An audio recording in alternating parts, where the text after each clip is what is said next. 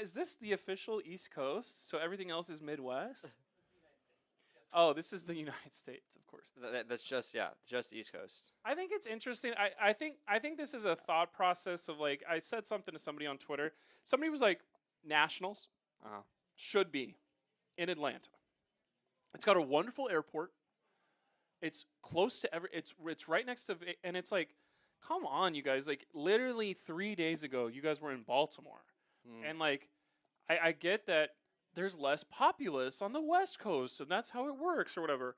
But like, I get that there's an idea of like, well, there won't be a calling in Canada because there's more people in America, and you want to be where the most people are, so you don't put a lot of people out. Yeah. But it's like, is Nationals going to be in Vegas? Is Nationals going to be in Dallas? Is Nationals going to be like? Can we get somewhere that's not on the East Coast of the United States right here, or is it going to be something like? Yes, we're going to Cincinnati this time, or there's another thing in Columbus, or what's like? Is there a third city in Ohio? I've Youngstown. My first time going to East Coast was the Pro Tour. And like, I think here is what I actually want to say to the camera. There's at least is like 5 of them in here. Flying from West Coast to East Coast, you get absolutely boned because. You have to wake up early or go the night before, and you lose hours as you go east. Okay. People going east would gain hours as they go west. Okay. It's easier to go from east to west. Yes, I'm a little tired, but I'll go to bed early that night. But when you fly home from the tournament, you're gaining hours that you don't care about anymore. Because going from the East Coast to West Coast, we're going to leave at 9 o'clock, and then at our home, it's going to be just 10 o'clock. And it's like you gain 3 hours out of nowhere. But at that point, you're like, I was already going to go to bed. So if East Coast people were flying to West Coast, they wouldn't be tired for the tournament, and then it would just be West Coast time, and the West Coast people wouldn't be tired for the tournament. So everyone wins. And then when you fly home in the East Coast and you lose hours, you're already sleeping in the plane already, and you wake up and it's like 3 a.m. You just drive to your house and you go to sleep for the rest of the time. It's not like... It's a double negative traveling from West Coast to East Coast. Okay. So whenever you're like, why are you guys complaining? It's because it sucks going from West to East. Maybe this would be a thought process of, hey, how was Europe going from Europe to America? You know what? The flight was great. We gained time. It's that, but United States. Okay. But it's the opposite of that, of like, oh, how was going to France? Did anybody go to France for Lille? And they go, oh, it was awful. We lost so much time. That's it on the lower scale for us. I haven't gone anywhere east of Utah. What if we just always travel east? I don't know what I'm talking about. But like, it is a thing of like, I was gonna go to Florida for Orlando for Nationals, and then it was like, you got to get there Friday because we're gonna start Nationals on Friday, and then it was like, because it's East Coast and how in airplanes work. Yeah. You have to go a whole day before, or you're going to be jet lagged. Yep. And then it's like, you got to take 2 days off of work instead of 1, and it's just like... inconvenient. Vegas has hotels. Vegas has hotels. Vegas has hotels. Vegas has convention centers. Vegas has Fab. Everyone likes going to Vegas. They have trained our community of flesh and blood, all 9,000 of us. Yep. They have trained us to expect a thing in Vegas every year. It happened in, what was it, August? Yeah, then July Uprising, and then we had one for Tales of Aria. Tales of Aria was like August or September? September? I didn't go to that one. Oh, I did. Because I will come to stuff that's in Vegas. Oh yeah. And it's just a thing of you've trained us once per year. Where's the once per year? It's gonna be Nationals. So just do Nationals in Vegas. Nationals in Vegas. Let's get it over Please with. do Nationals in Vegas. I would love that. Is there anybody in Vegas in the chat from Vegas here? Yeah. No, it doesn't look like it. No. Okay, never mind then. But I know there's flesh and blood people out there. It's a great time. I think who's excited to go to Vegas? I didn't say come to Los Angeles. I gave you one state over. You know. That's fair. We met in the middle. I will compromise. Have it in Vegas. Yeah. I won't say I'll compromise. Have it in the lower part of Connecticut. Hartford. That's not much compromise. Oh, it's super cheap to the Hartford Days Inn. Like whatever convention center is. Would you go to Texas? Would you? I would go to Texas. Yeah. Texas as well. So that border. I would not go. What if? Just looking at the map. Like Tennessee is as far east as I'm gonna go on purpose. Where's the furthest state? Like, would you do Missouri? No, I said Tennessee, right? There, Tennessee, right above it. Yeah, I don't count Missouri. I'll go to the Middle lakes. place. What do we do? The lakes, like Which lake? The This like. cold ass place. Well, then it's like this in the barren middle for wasteland. Canada too, and everyone wins. I don't then. care about Canada, There and I we never have- will. No, we have Canada players. All right. They have gotta- Canada players. Which ones are good? There is. You said Yuki, instead. You didn't say. Oh, I know Tarek it. Patel. Oh, all of them made top 8. We're fine without them. Let's go. And it's nationals. Who cares about Canada? What are you talking about? Part of the nation. This is a deck list. It's just something where I would like to have some representation. I know we just had Worlds in San Jose, Yeah. so this is national. Okay. All right. Final statement. Where should U.S. Nationals be? I will compromise for Austin, Texas, Okay. That's on the plate. or Denver, Colorado. No Arizona. What? Girl, bye. If it's in Arizona, Blake won't show up. Phoenix, just your cars light on fire as soon as you get off the plane. Okay. So Great. Texas and Vegas is on the table. Why do you think Alex Ward plays Icelander so his cards don't burn up? Jeez. Let Blake Cook. We got Texas, Texas. Blake's on it. So okay. So we'll do Vegas or Texas. That's our statement from the West Coast. Everybody here supported that statement. They signed it. Signed, sealed, delivered to Vegas or Texas. Those are the assistant to national James White. locations. Why Austin? Have you been to Austin? That's sick. Okay, next one. Oh, there's one more. Last Great. I hope topic. it's about me driving again, so I can tell everyone the worst parts of my life. Oh, remembrance. Okay. So what's interesting? I've paid enough attention about this to believe I know what I'm talking about. Okay. So I'm gonna just spit Alright. and just go. I'm gonna let you cook. I'm not gonna say anything. Everyone from Texas hates Austin.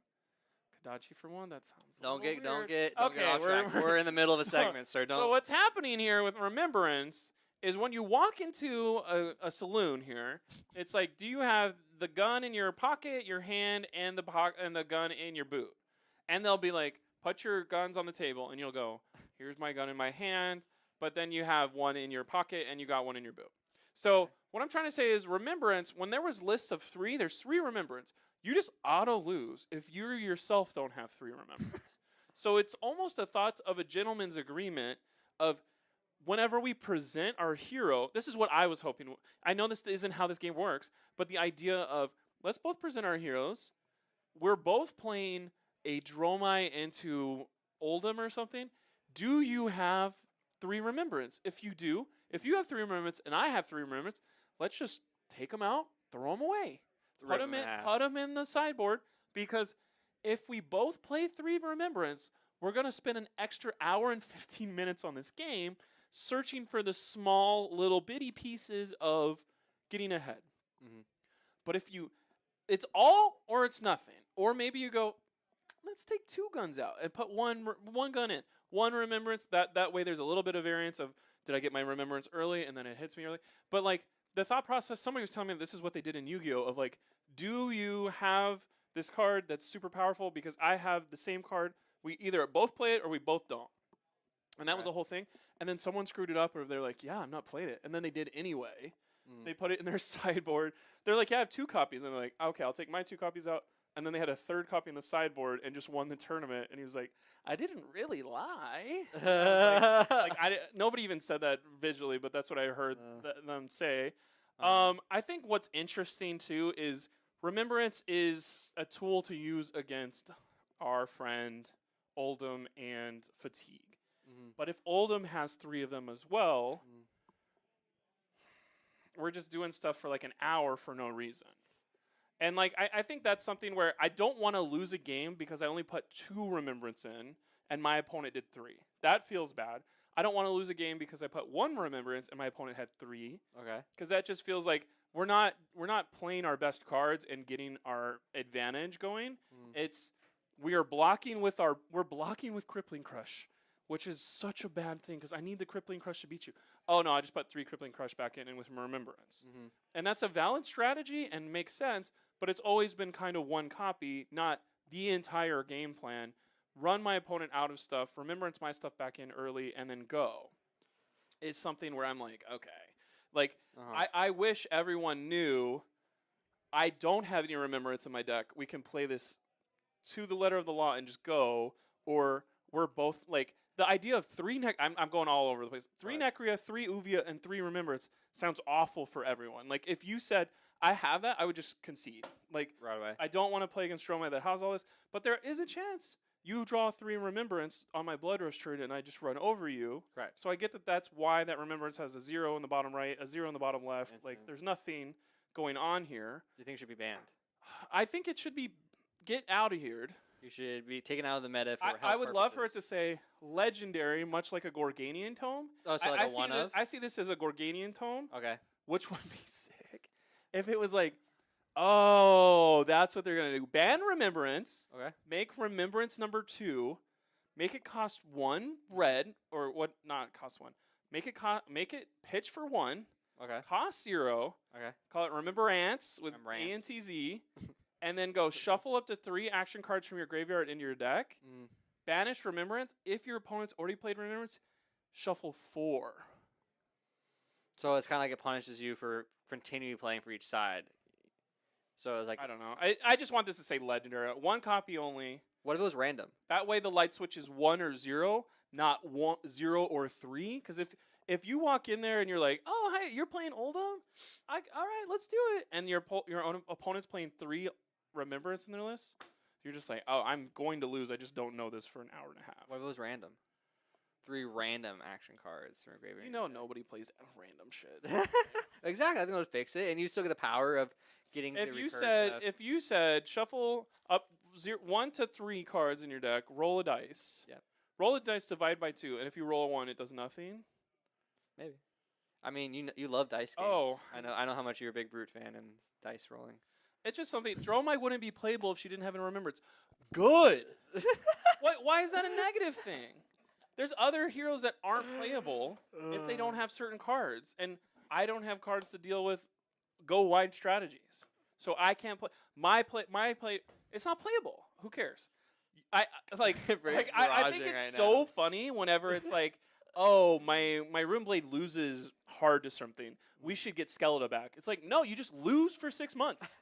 Stop talking about Skeletor on the freaking internet and want it back. What, Breezy or whatever your name is? Like, you're going to be bad for 6 months. Why can't you be bad for 6 months? Why can't you play another hero? I want to be bad for 6 months. I want my Skeletor. Well, I didn't want to be bad for 2 years. And we're still, well, after a whole set of Prism cards and a whole set of this, maybe there will be a Brute card that you could have. Dromai wouldn't be playable if she didn't have remembrance. Why is that a bad thing? I'm going to flip it when you get good Brute cards and be like, no, not allowed to have fun. But I definitely see, like, the worry with Remembrance. I think Remembrance causes a certain play style into the game and definitely kind of warps that. Yeah, it's not fun to do that play style of the game. And then instead of losing because of cards we're playing, we're losing because of card count that I have of that card. I just have more cards than you. Right. I have 3 copies of Remembrance, so I have 9 extra cards. You have 1 copy of Remembrance. You have 3 copies of extra cards. So they do this in Yu-Gi-Oh! I know, is they'll ban certain copies up to a card. So would you be fine if they, like, you can have up to 1 copy only of Remembrance in a deck? Yes. 2 copies? No. 2 is the limit. No, 1's the limit. 1's the limit. Yeah. 1's the limit. You're really trying to play a second Remembrance. So 1's the limit. Yeah. What if you have a Abyssal Quiver and 1 Remembrance? Lexi's not going to play Remembrance regular, so they get a I think built-in there one. is interesting that the Quiver has a stipulation, because I was just going around like, oh, I'm going to go put 3 Endless Arrows in there when I was on Talishar the first time, Yeah. and it was like pick 3 different names, and I was like, oh, this is way worse than I thought. Yeah.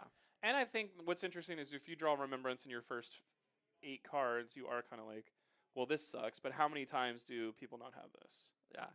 How dare you not count he's Missouri, on a mode, guys. He's gonna read Kansas the City, comments. and St. Louis He's gonna have read the massive comments. fab crowns? It's gonna spill over. They do. Prove it, Emery. do. I haven't seen a tournament from you guys yet, brother. We're gonna go out Prove there. it. I think they have a ton of tournaments in that section coming up because they gave them all the Is East it on Coast. YouTube or what's up? No, it's all like all the East Coast tournaments that popped up. In Missouri, Kansas? Missouri, Kansas. That's like mid East Coast. We're doing our best. We're gonna have a battle hardened next I'm hungry, month. dude. I'm so hungry.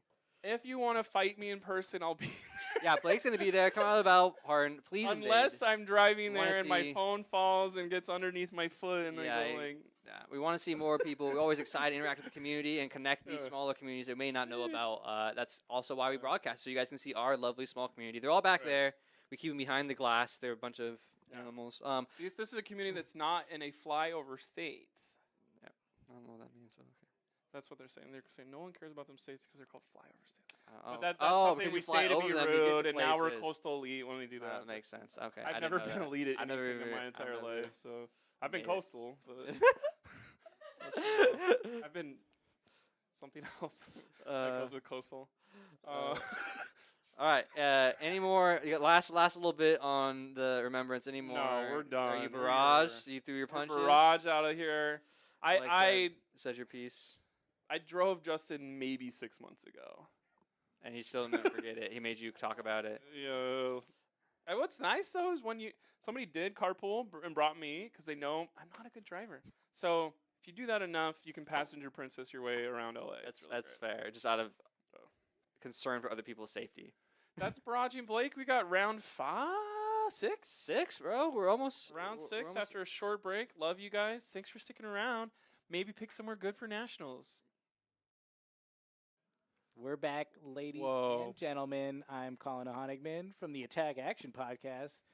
I'm back with Blake, I'm my Blake. main man. I'm Blake Meyer from the Non-Attack Action Podcast. He's from the podcast that exists only in his mind.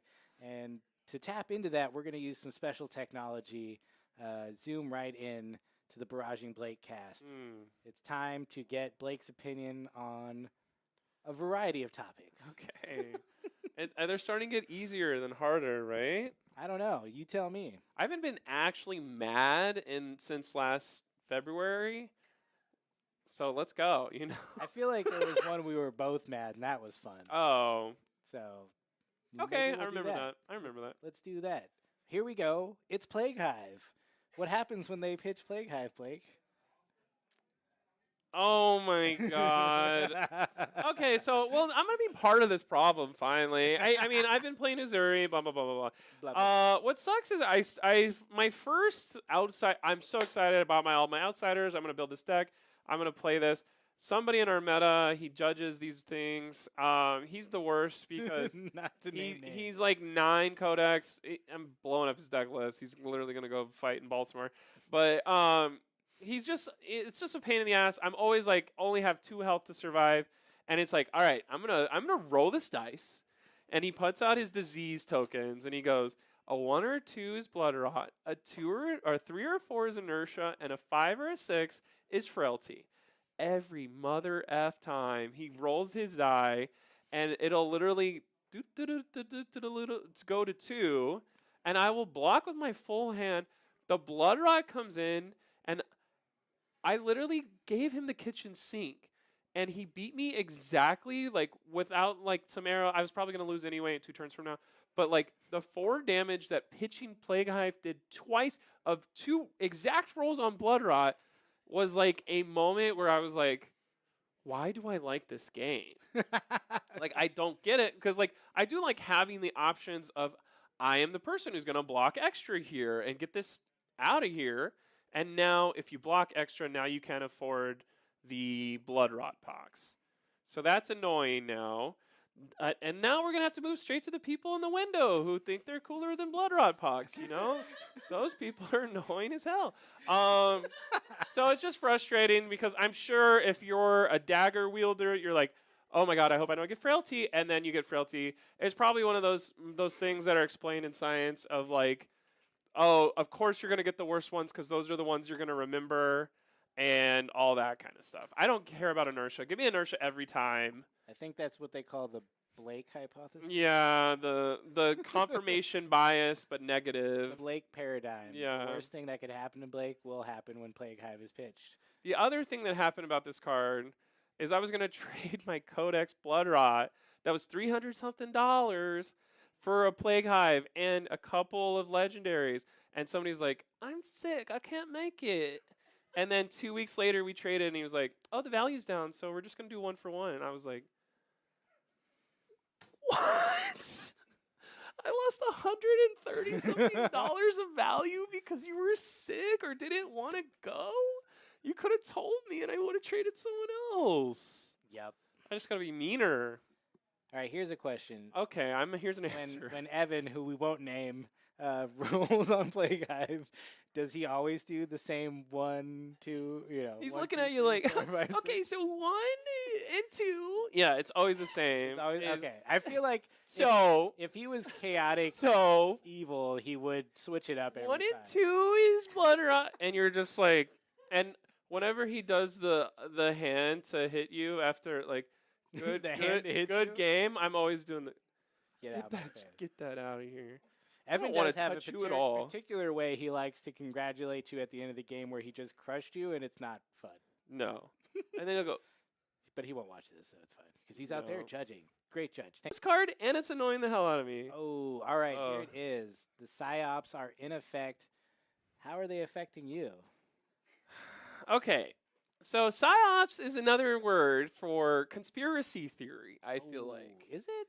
and in my mind. I mean, there's an element of it. I'll give you that. Yeah. All right, okay, I'll let you Okay, go with this. so where I'm going with this is basically are there aliens in the Hoover Dam? No, Yes. no, there's not. But the weirdo people in Nevada that are living near Hoover Dam are like, I lost my wallet at a bar and I never got it. It must be the aliens that live in Hoover Dam. And it's like, if you tell enough people about the aliens in Hoover Dam, then people are going to be like, whoa, did you hear the story about the in Hoover Dam? And it's like, the people that are saying that aren't smart.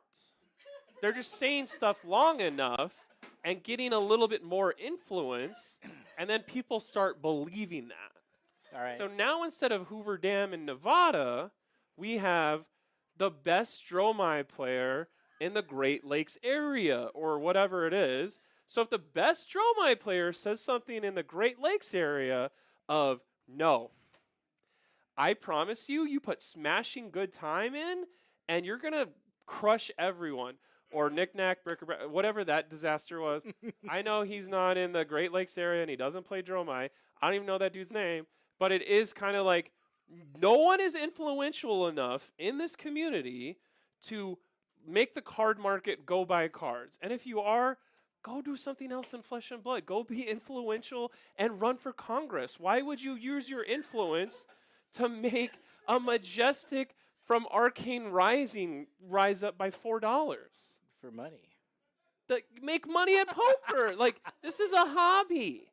There's no psyops. Psyops is like, dude, Well, I honestly, think there's another term for when you do it for cards and their value. That's called market manipulation. speculation. Which is also Yeah. just unethical and morally bankrupt. Right. And But it's psyops, allowed at Mall Street. when you tell, well, yeah, I mean, this is late stage capitalism we're in, so get used to it. until the Yeah. singularity comes and saves us from ourselves. But And one thing that's honest is like, is there anybody who's sitting here in rural South Carolina who's like, I always pick on South Carolina, but like, does the person in South Carolina have by far the tier 0 deck of, you know what? It actually is, it's tier 0 Bolton. Here's what's new in it. Boom, boom, boom, boom, boom. We're not gonna hear about it. We're not gonna hear about it. They're literally gonna show up that day. Nobody knew what Kano was last year for New Jersey. Somebody showed up, blew people up. That's what's gonna happen again. There's no psyops of you got to be running Fog Down for the Bolton deck from South Carolina. It's just gonna happen to you. So there's no point in paying attention of I need to go to every single podcast and pay for every single Patreon because maybe I'm missing something and that's why I'm going to lose Baltimore. You're going to lose Baltimore because you didn't practice enough and you didn't draft well, and you're going to lose because you're really good in your own meta, but you've been using Talishar to practice, not other real people. And you don't have a game plan for Azalea. There's so many things wrong with your deck. Why do you think you're going to win Baltimore? Why are you even flying there? It's to have fun. It's a hobby. that's right. And this itself was a psyops. So Because wrap your head around I that. actually like psyops, bro. It's Barraging Blake approved. Dude, was I psyops that whole time? Okay, Am I psyops? Is this psyops? Is this psyops? All right. So here we go. Let's go. Who took Hashtag- that photo? That's Hashtag pretty good. Blake was right. Blake won another skirmish. What the heck is this? Is that Blake is Blake is that being Pontius held up. Pilate with Icelander's face on it? Oh, I believe that is Atlas holding up the world. Jesus. That is Blake, and that is Icelander. Oh, Icelander's Holding holding you up. me up. Not Thank to God undermine. we explained that for me and the audience all in one. Not to undermine. I mean, if you're Okay. not versed in classical art, Let's go previous picture if we can. I like that one a little better. We'll address this stuff that is visible in the. Okay, we can't go to the previous picture. The man in the sky is telling me. So, we can. There you go. So we got our perfect Reinar sign mat from Singapore for good luck. nice. I showed up that day. Last year I won a skirmish. I feel like everyone knows that. Blake won one. That's right. One. We were tied. I got the spring tidings mat. It was Icelander before she had ice cards. Like, Mhm. wow, this is really good Arcane from Arsenal. And we didn't even have Waning Moon yet. We're just going to stir the Aether Winds and then Spark Lightning 14, and then it was like dead. So this is Evan, the guy who lost in the Yeah, finals. he's right there. He's in both these pictures. He's also the guy that was talking about 9 codex or whatever. So anyway, now it's Bullander, and I hated Bullander. Why did I hate Bullander? Because I love Arcane only Icelander. Mm. And now it's time for Purist. Blitz season again. And I'm like, what am I going to do to beat those wizards? I wanted to play Reinar because obviously Reinar's first love, but it was like, everyone was like, nobody's going to be playing wizards. What are you talking about? And I was like, if y'all think that, I play wizard. And then on the Saturday before the Sunday, my skirmish was on Easter, which is why I thought this was Jesus. It was a list that was posted on Twitter, and I was like, that person won with that list. I could win with that list. There you go. And it was like riding a bike that I had been used to for years, and it was like everything I did with the deck last year, it got better. Waning Moon just adds 3 damage a turn. I immediately got blown up by Feiyu on Kano immediately, and I was like, Feiyu, you got to teach me this. You got to teach me this. Then I beat a Chain. I beat a Sif Bravo. The Sif Bravo was like, why are you playing Sif Bravo? I told him to play Sif Bravo. That backfired immediately when he played me. I lost to Reinar. Then I was like, Reinar, let's rematch. I lost again. I was like, bro, I don't know how I'm going to. this skirmish. I'm going to, because we rematched. We were just playing in between. And hi, Colin, Connor, I'm talking. You're using in the middle of the barraging beatdown rehash. You want to say hi to Colin? Connor, you're on probation, You bro. could have ignored it.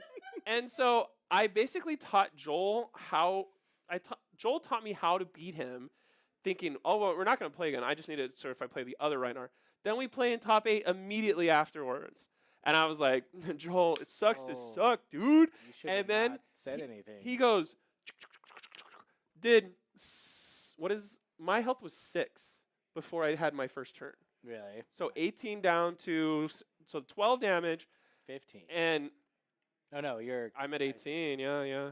Icelanders Plays that other disadvantage. So anyway, we got through that. We got through the top 8. I beat a AB 5 dash, and then I beat Evan using the Feiyu from the first part. Every mistake I ever made, I undid the mistake. I beat the best in the field. John Zapata didn't even get top 8 in this.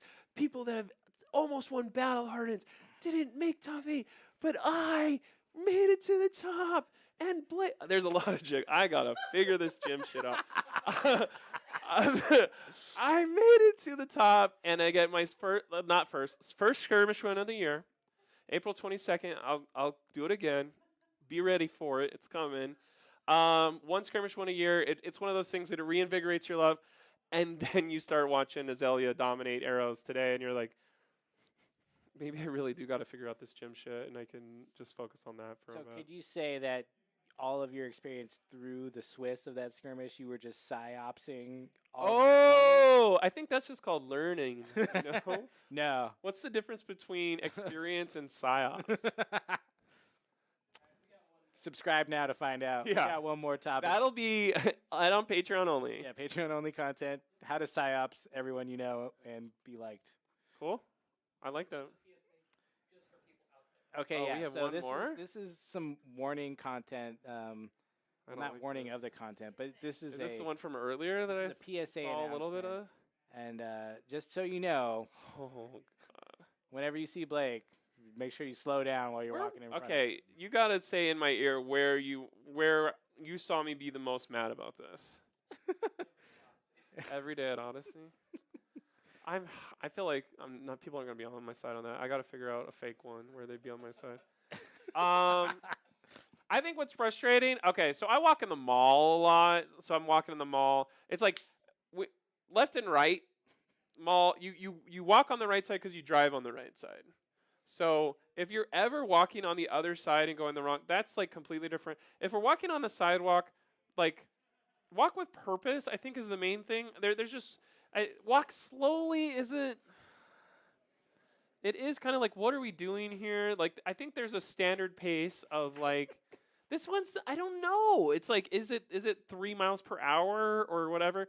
But there's just a lot of people. It's not the slow walking that's the worst. It's whenever people will literally walk to the escalator and stop in front of the escalator to have a conversation with their friend, and you can't walk around them. And I literally started talking to people. That's a new tactic I've been doing of like, you guys are in the way. And people are not taking it that well. And there's some people on TikTok that will do stuff like this. I don't know if you don't do TikTok, but like there's somebody that'll go, "Oh, do you know how to get to Taco Bell?" And you'll say, Yeah, it's right over there. "Oh, okay, take a little bit longer." Oh, I think. That's enough. And so I'm like, okay, I need to start using that tactic of, like, let's just, as people are in the way, let's just go like, bro, get out of here. Like, I'm trying to go quicker. I don't know. If you see Blake in person, walk slowly in front of him. I think this is just a good way to get me frustrated as soon as possible. And, oh, that's what it was. At Odyssey, I was trying to go pay. At Odyssey, and it has a choke point on both sides. Yeah. And so you walk down the access ramp. If you have a wheelchair, go slow. You need it. Go slow. You got this. But there's somebody who's like literally, I guess it's just like, what are you doing when you're walking slow? Just thinking, I'm pondering about stuff. But You know that's me. like at the park. At the park, I wouldn't be mad about that. If you're in a place where there's nothing in between you and where you're going, you're not like, oh, let me read this stuff. If you're reading, you would stop. At I don't- Odyssey, they've got all that fine artwork on the wall. That you Bro, can and check if they out. were looking at any of that, that'd be fine. This is a good way to piss me off. I like walking fast. I like getting to where I need to go fast. Probably because I'm just trying to sit down and plump down again, and like, it's like probably the whole like need to get better healthy stuff of maybe I would walk slow if I wasn't dying the whole time I was walking. Maybe we're learning a lot about me right now, but honestly, if you want to piss, don't do Blake anything off, slow in front of me. Just talk to him. Because like, don't even slow play in Flesh and Blood. That's And- true. That'll And piss like him off. now, I swear to God, Tuesday Hearthstone new set came out. I was like, these cards look super cool. Normally I spend $80. This is the first time I spent $80 3 times a year for years. This is the first time a new set has dropped. I didn't spend the 80. I spent 15. Oh, And then I played 3 games, the slowest games of my life. Marvel Snap and Flesh and Blood have ruined Hearthstone for me. I can't even sit there for like literally 30 seconds. Somebody, do you have your 2-drop or not? And like, don't do anything slow in front of me. The only thing that sucks is I drive slow. So I'm the problem in driving, which most people are like, they go fast when they drive, but why are you fast when I want to go slow and you're slow when I want to go fast? these are the questions. This is where I don't fit into society. I don't mean- fit into society very much. Society hasn't made room for you. I don't fit in this shirt, baby. Look, Just kidding. There's nothing. I won't walk slow in front of you, Blake. Okay. And that's psyops. That's how you get people. You use reverse psychology. And so I'm going to do that with, oh, and by the way, don't use the deck that someone from Vegas made for Baltimore. That was a psyops. I do know about that. And that was a psyops to get you to walk fast in front of me. Congratulations. You did it. That was Barraging Blake. Round 6. Always a pleasure. We're going to go to a short break. We're going into round 6, our final round Yeah. of Swiss. Shaping up to be an interesting top 8 for sure. Thank you all for hanging with us all day, and we'll be back in a few minutes. Long Blake to a short break.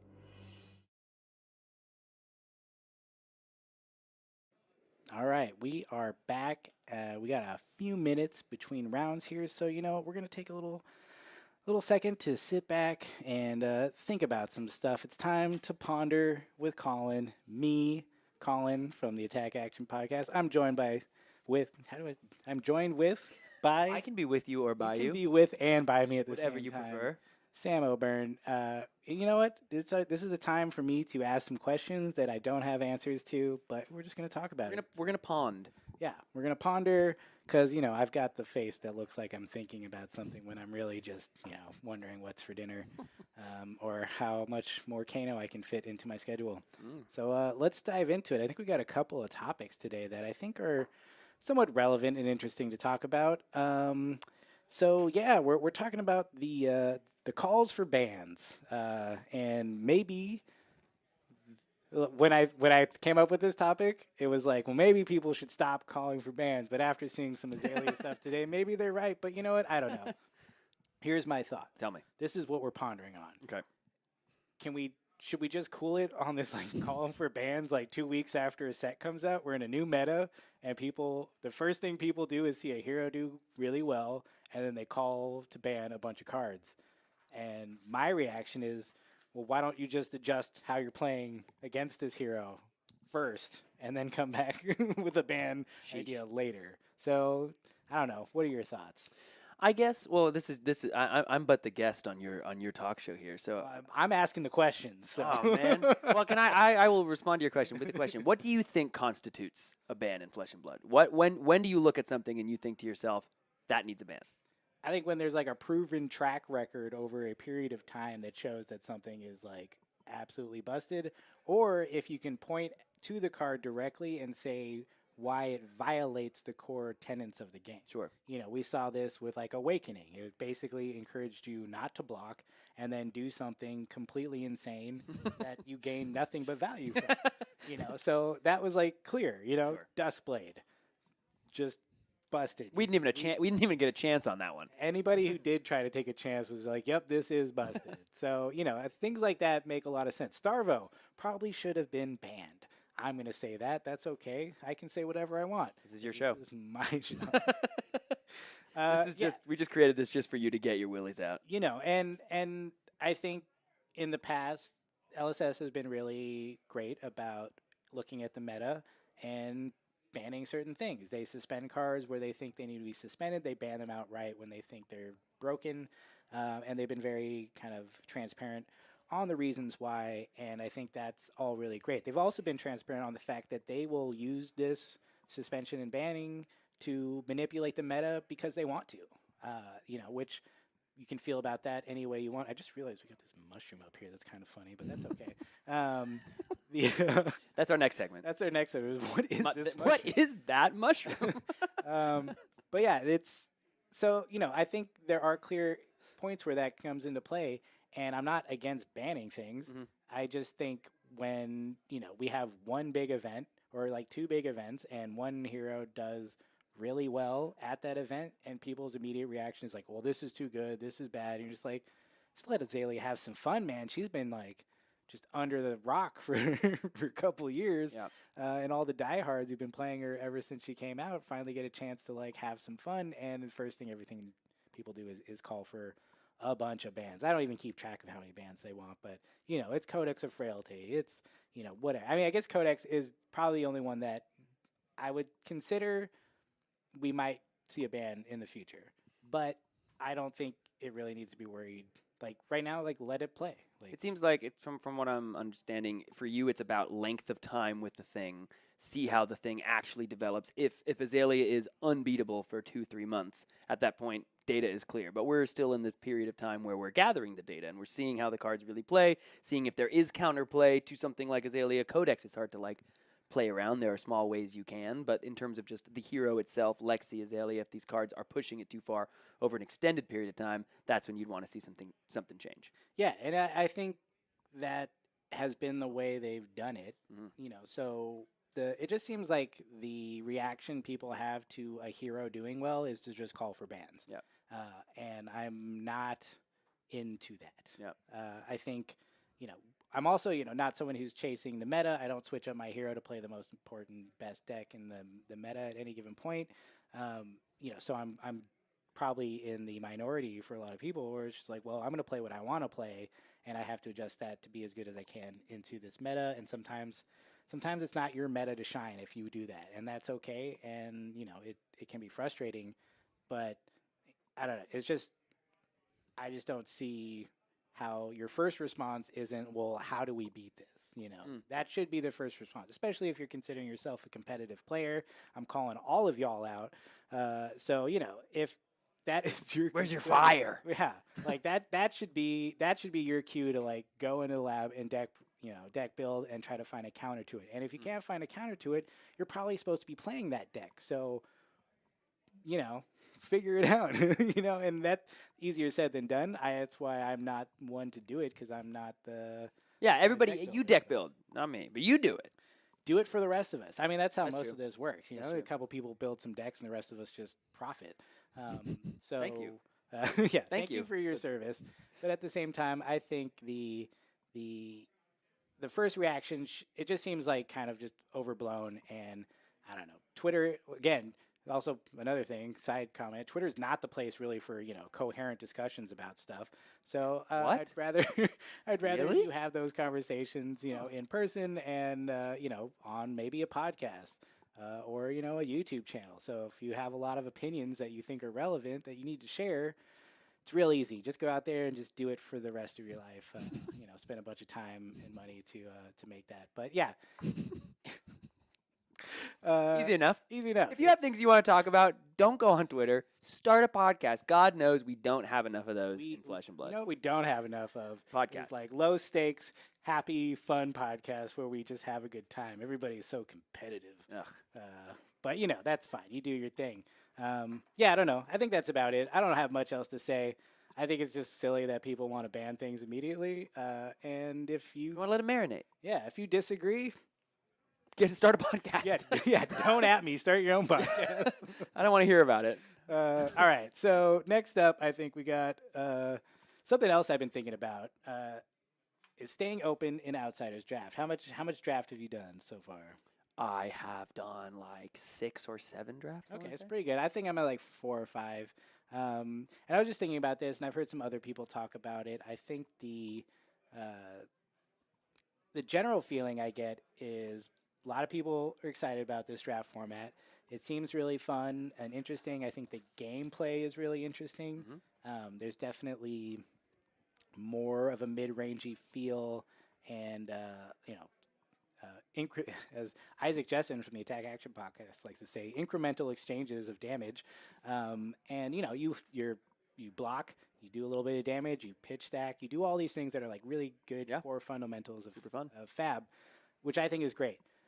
Question being, can you actually stay open? We got a ton of generics. It's the first talentless set we've had in a while, a draftable set. And usually in that case, it means you can stay pretty open. I think the last couple metas, that has not really been the case. You've been incentivized to either go, first it was hard into Briar, and then Oldhim showed dominance, and then in Uprising, Phi, just Phi. It's like be good at the Phi mirror, and then you're good at Uprising draft. So, my question kind of is staying open real in Outsiders? One, couple factors here. One, the generics aren't equally good for all the heroes. Some of the heroes might kind of be a non-factor. Not making a totally bold statement, but it seems like Benji. I mean, Ninja in general seems harder to get together a really good deck that does what it wants to do, and then I am not sure about the rest, but so generics not always as good. So just taking generics to stay open doesn't quite get you the cards you need to do well in a draft. And then there's so many assassin cards because of all the hybrid cards that it's kind of like you should probably be an assassin, it seems. So but I don't know. What's been your experience? I feel like so far I try to stay open, and I kind of just get punished because I didn't pivot into a hero much earlier in the draft. Yeah. For me, I've had a fair amount of success not being fully open, but being open and a half, where I'm kind of between two heroes, often assassin and something else. Mhm. There one draft I was over either going to be a ranger or a ninja, but because of the hybrid cards, I'll feel like I'm in between things. And I try to take a lot of generics kind of into pack too. I feel like the Ravels don't work well necessarily in something like a Benji, unless, the it's just Blue for two. one. Yeah. But, I really like just like red Seek Horizon at the end of the chain. I found looking for a scrap to just be like ridiculous. Humble. I mean, we're seeing Humble just played as a 2-for-6 in Classic Constructed out here. Yeah. So sometimes you can just throw that card down and just be like, what do you got about this? So I've definitely found it to be possible to an extent, but my last draft, I hadn't gotten to play Azuri yet. My first pack had red Death Touch. My second pack had red Sneak Attack. And I just said, I am forcing Azuri for the rest of this draft. Yeah. And I'm just going to hope that I get it and I don't get cut off. And I 3-0'd that one. So sometimes you just got to force, I think, to like... I think that's a natural thing in draft. Like, you sometimes things have to just break your way, right? And I think part of what is important is just being able to read, like, am I getting the generics I need to stay open, or, like, do these cards just suck? And I kind of need to, like, find a lane and just maybe hope things stick with me. One of the things I think interesting about what you talked about is because there are so many assassin cards that with those hybrids, it feels like maybe a pod can support slightly more assassins than the other things. So you might... Like, I feel like Arachne, you can have an okay Arachne deck and still win a draft just because there are so many good stealth cards. You can just kind of get some stuff that other people won't really care about, but, 2 for Blood Rot. The yellow Blood Rot card can be okay. The yellow Inertia card can be okay in certain situations. So, I don't know, but I'm certainly like, this is my first set really drafting Flesh and Blood, so I've just been loving it. Yeah, I kind of stayed away from Uprising just because no one wanted to play it if they didn't have to. I think that's fair, and I think, this is all to say, I think this limited set is great. I'm really excited about it. I think, maybe staying open in the past, like in Monarch or something, would be something you do longer, and maybe staying open now, like as you say, it's kind of open, like half open. You're trying to take generics that are good, but you're also grabbing key class cards that could benefit you going along the way. The other side of this too is something we talked about in the last segment where we pondered together, but it was me and Blake. So by together you mean... Or was it Blake? It was Josh. I think it was Josh. Yeah. So by together you mean definitively not us. Hello, everybody. It's top 8 time. I'm here with Chris Ioli. What up? Colin said a funny joke earlier whenever you were announced as, I think, top 30 today. It was, I think it's pronounced aioli, and it made me laugh so No, it's Ioli. Welcome to the booth. First time on I'm going to be a caster instead of I'm going to be interviewed for beating someone by 40. How does it feel to be here? No, I'm excited. It's going to be a dramatic top 8. Some people are still fighting for their top 16 spot in the seasonal leaderboard, so Hell yeah. excited to see what happens. One of those people, let's click this button, is Angel Benitez has to win to get in against our 6-0 Reinhardt player, Andrew Para. So we're doing some brute on brute action. Which one of these is your favorite brute to play? I mean, I've been interested in Leviah for sure. We heard that we think Reinhardt might be a little favored in the matchup, but I'm excited to see if the new cards can change anything. I think what Reinhardt does have going for him is Levio wants to be in control of her life total between 20 and 10. And if you get intimidated pretty hardcore and you're wanting to block out because, okay, I have 5 blood debt, I'm at 18 health, I can block out and go down. If we're go down appropriately and transform, if you take all those cards away and then they don't have block, you can blow through the 13 life threshold and really ruin their deck. Yeah, right. It seems like most of the Leviah builds have been built to transform into the Blasphemate. Yeah, I and mean, suicide, that is so. the way to go. Mhm. I think Redeemed is kind of like this is a last-minute effort, or maybe this is more of a blitz technique. It always feels like whenever there's 15 blood deck cards in my grave, what is it called, Banish Zone, and I'm transforming, it's like now I have a 15 card hand that I can play out at appropriate times, and it's just gross. So it looks like Reinhardt's the first seed. Do you think he's choosing to go first or second in this You match? gotta go first, bro. Let's get some damage in, and like, yes, you set up your Levia opponent's graveyard, which I know most people will be like, don't attack Levia. You put a arsenal card. You don't give them the ability to maybe do the 9 damage attack or a Dread Screamer right away. But half the battle for Reinhardt is if you can do 10 damage on turn 1 and you turn your opponent into a Kano, you can beat a lot of people that way. Yeah, that's fair. Is the matchup more of a race, or is it? I haven't played Reinhardt in 2 weeks. I don't know how this. I don't know how this ish works. I think the flesh bag is like, who's using the flesh bag better? And Levia could die if you flesh bag in the right way.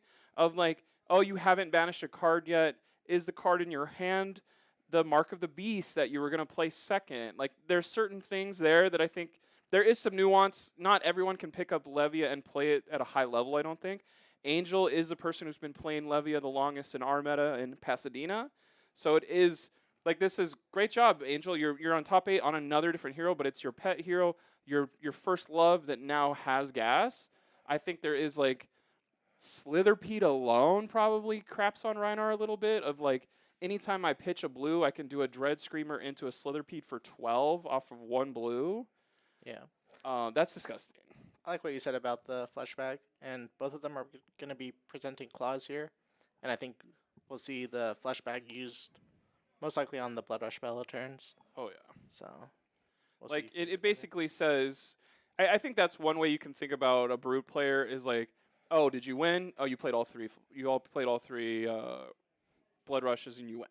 And it's basically taking 1 Blood Rush away from your opponent and limiting that turn to maybe just 10 damage from a claw instead of 10 plus 10 plus 8 plus 8. And now there's a 26 damage turn that came at you. We saw Angel do that earlier against somebody unsuspecting. So it looks like Andrew made Angel go first, and we're starting off Immediate scab skin roll. Yeah. 2 action points on the first turn.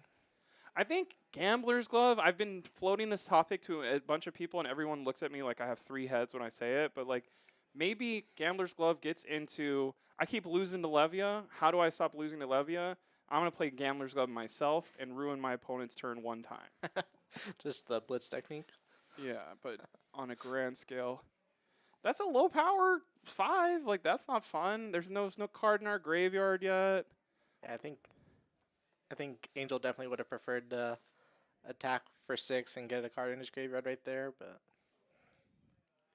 Claw for 3 yellow? Is he going to sigil to go again, turn his dragons on or so? What is going on? yeah, slow start to this game.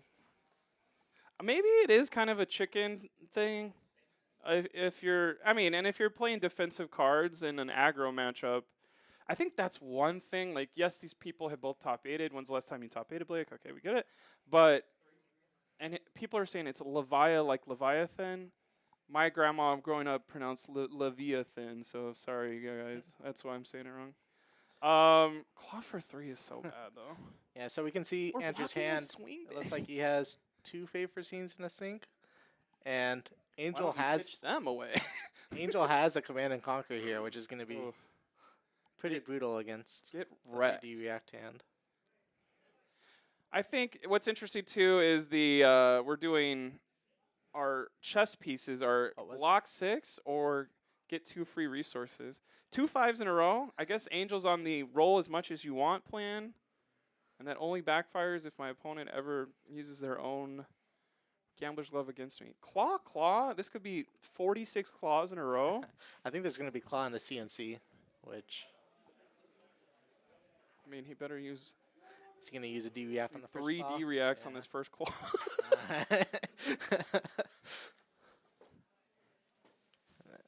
Good thing you use the one from Arsenal. That's always good practice. 'Cause Chooses to keep his hand the next one could be worse. and hates to see the CNC.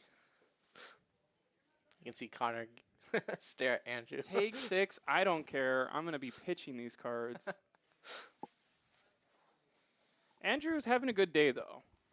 But good days for Reinhardt, do they last 9 rounds or do they usually last 5.5 rounds? I heard he was farming briars all over. Just literally murdering them. him. There, we do see the pitch 2 reds to claw this time. It feels like you could have done that last time, but here and there, 2020 vision.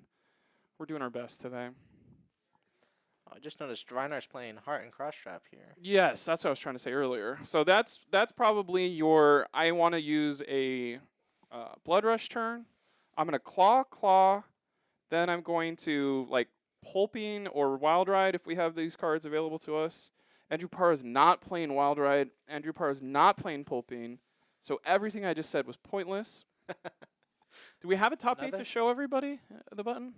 This is what it looks like for everybody because we are asking. Angel versus Andrew in the Brute matchup.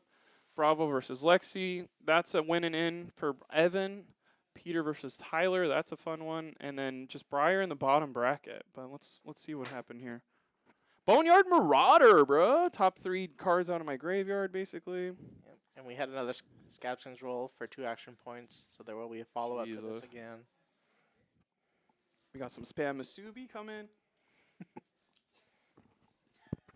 Oh, that's on fire, dude. That's so hot. Wow. That's good. This is Boneyard Marauder. What does this do? This is just 6. Yep, just vanilla 6 damage. But it comes in for 1. The cost is 1. That's what the banish 6 cards does for you. Is lowers the cost to 1. So it's Slitherpede, but crappy. But turns out Slitherpede can't turn Blood Dead off. Maybe that's... Yeah, Slithering That's bad. Shadowpede is such a good addition to these decks. That is the first 1 for 6 with no drawback, unless Alright. you count no blocking the drawback. This is a pretty good 1 for 6 too. Diabolic Offering. And it will be full blocked. Did Andrew... So, we just did deck check. We put all your reds and your blues together. I heard Connor say, Andrew, make sure you shuffle. I think Andrew drew all 5 Sinks and Fates in 6 cards. Because he's played 2, he pitched 2, so that's at least 4 of them. We saw the Blood Rush go in Andrew's hand. Here's the 4th roll for Angel already. Oh, 6? Brute main. Dude. Fist bump to celebrate. 3 action points. Do we have enough to do with them? We have no Arsenal card. I don't think another there's anything command. we can do from our Blood Debt yet. I see another Command and Conquer and 2 blues, so it might be Claw, Command and Conquer. Dude, this is not working out for Andrew at all. But I know he has a Blood Rush, so I think he's like, okay, I'm going to do my 24 damage right now. Yep. But that sucks because we don't... Oh, you should have Fleshbag. What were you doing, dude? He still has a card in hand. I think his last card is Mark of the Beast, if I'm not mistaken. Not the card you usually want to Arsenal. Is that... Mark of the Beast is the one... Oh, sure. 2 seconds. Mark of the Beast is the one that you play it and it immediately banishes. Yeah, like no matter... Whenever it goes to the graveyard, it immediately... Okay, Blood Rush. Alright. You have to do 30 to make what you did worth it. Let's see if he can do 30. So does I guess Angel doesn't have any Blood Debt in his Spanish zone right No. now, right? Yeah. He's very good at putting in dice on there. Currently, I don't think there's anything. The next time he uses a graveyard thing, it will happen. Taking 20 damage is crazy, though, Andrew. Yeah, this is going to be hard to come back from, I think. Left or right? What do you want? Let's do right. A race phase? You took 20 damage to play in a race phase? Okay, he does use these Reinhardt. We saw all these Reinhardts in his deck box during deck check. He's using it to show Intimidate trigger. We're a roller for this. This is great. Get rid of that one, please. Draw 2 cards. They got to be good ones. We've got a Claw for 5 already on board. And we don't forget the cross strap. That helps out. What So does he Claw have? for 5. I think Yeah, Angel's literally going to say, as long as you don't get me to 20, I'm going to just take whatever. So Oh, just kidding. this is what I was talking about, using the flesh bag on the Blood Rush Bellow turns. It's a little Oh, he awkward said, when there's I 3 don't roll for cards. anything. Intimidate. Oh, yeah, shut- Fingers crossed. Alright. I wonder if he played Olivia today. It's a yellow barraging. He's got no floating, so this is going to be the rest of his turn. Oh, but he does have the Heart and Crash Trap still. And he is going to pop it for Skull Crack for 8. So 5 plus 5 plus 8. We still got there using our resources. So an 18 damage turn, but only 11 gets through. Does that make sense? Because he blocked with Flesh Bag and he blocked with 3. So he blocked 5 of 18? That doesn't make sense. It should be 27? How did that 2 damage get blocked? Yeah, they might have missed the... There you go. They fixed it. Oh, Blake, you're so good at right arm math. Let's go. Alright, so Dread Screamer. It's going to banish 3 cards. I don't think he can miss on this one. So we'll be having... We'll have go again. I like that Diabolic Offering doesn't count as a hit. I think that's some good card design. But we hit a Command and Conquer, so that'll turn off Blood Debt and turn on Dread Screamer to give it go again. Have you been playing against Levia decks where they play Dread Screamers like 7 times? I've been playing Levia. As Dread Screamer guy? Yeah. I think she's a lot of fun, and I think she's got a lot of powerful new tools. Is that the most point goblin you can be, is Levia now? Yeah, I think so. Like, if this is a red Growlin Growl right here. You're about to get gobbled. Oh, it's a Slither just a Bead! Slither Bead, still. Or a Shadow Bead, right? Slithering Shadow Yeah, Bead? I'm putting the 2 words together. All the alliteration in this game. Do you like that card design? The cards always have to be It's fun. 2 words together that make the same thing, unless it's Iron Song. There's not a lot of I words that go with Iron Song. That was a weird noise. Oops. Looks like you got a message. Oh, I threw up the 3. Oh, nice. They're like, they want to buy it. Hopefully it's the Prism card and I regret it for the rest of my life. We're pitching Doomsday, so that guy won't be a thing this game. Is this Blasphemous. yellow? Yeah, he Dread is. Screamer yellow. So Angel is on all 9 Dread Screamers. I think if you're playing Levia and not on 9, you're kind of blowing it. It's just too good to not do that. We are going to hit on this, but it's going to make our graveyard pretty bare for the next go-round. Because this Dread Screamer is a yellow one, and it won't be a trigger. So he's going to have to play a trigger from his hand, or it may get a little dicey soon. Pitches the Doomsday. I can't read that green thing. That's 3, right? Nice, yeah. I believe he has 3 Blood Debt now. That's what he's doing for his Blood Debt. When you're playing Levia, are you beating people, or is it something you got to learn a lot? I think she's tough, yeah. I think there's a little bit of a learning curve to her, so. A Rolling Scab after Dread Screamer. Pro move, never punish. Yeah. Use your Gambler's Club, bro. What are you doing? Claw. Claw This is into a Mark just of the boring Beast. 3 claw. But what's coming after? There's 2 floating still. This is about to be something gross from Arsenal. It's probably going to be the Mark of the Beast that we saw earlier. It's going to add to his Blood Debt count. Alan looking on to say, this should have been me, man. So do you think you want to transform into Blasphemous in this matchup also? Is it every matchup? I think Blasphemous seems so much better to me than Redeemed. Because you get access to all those cards. Like, I think literally just the thought process of every Dread Screamer I already played is available to me for the rest of the game is crazy. Like, absolutely crazy.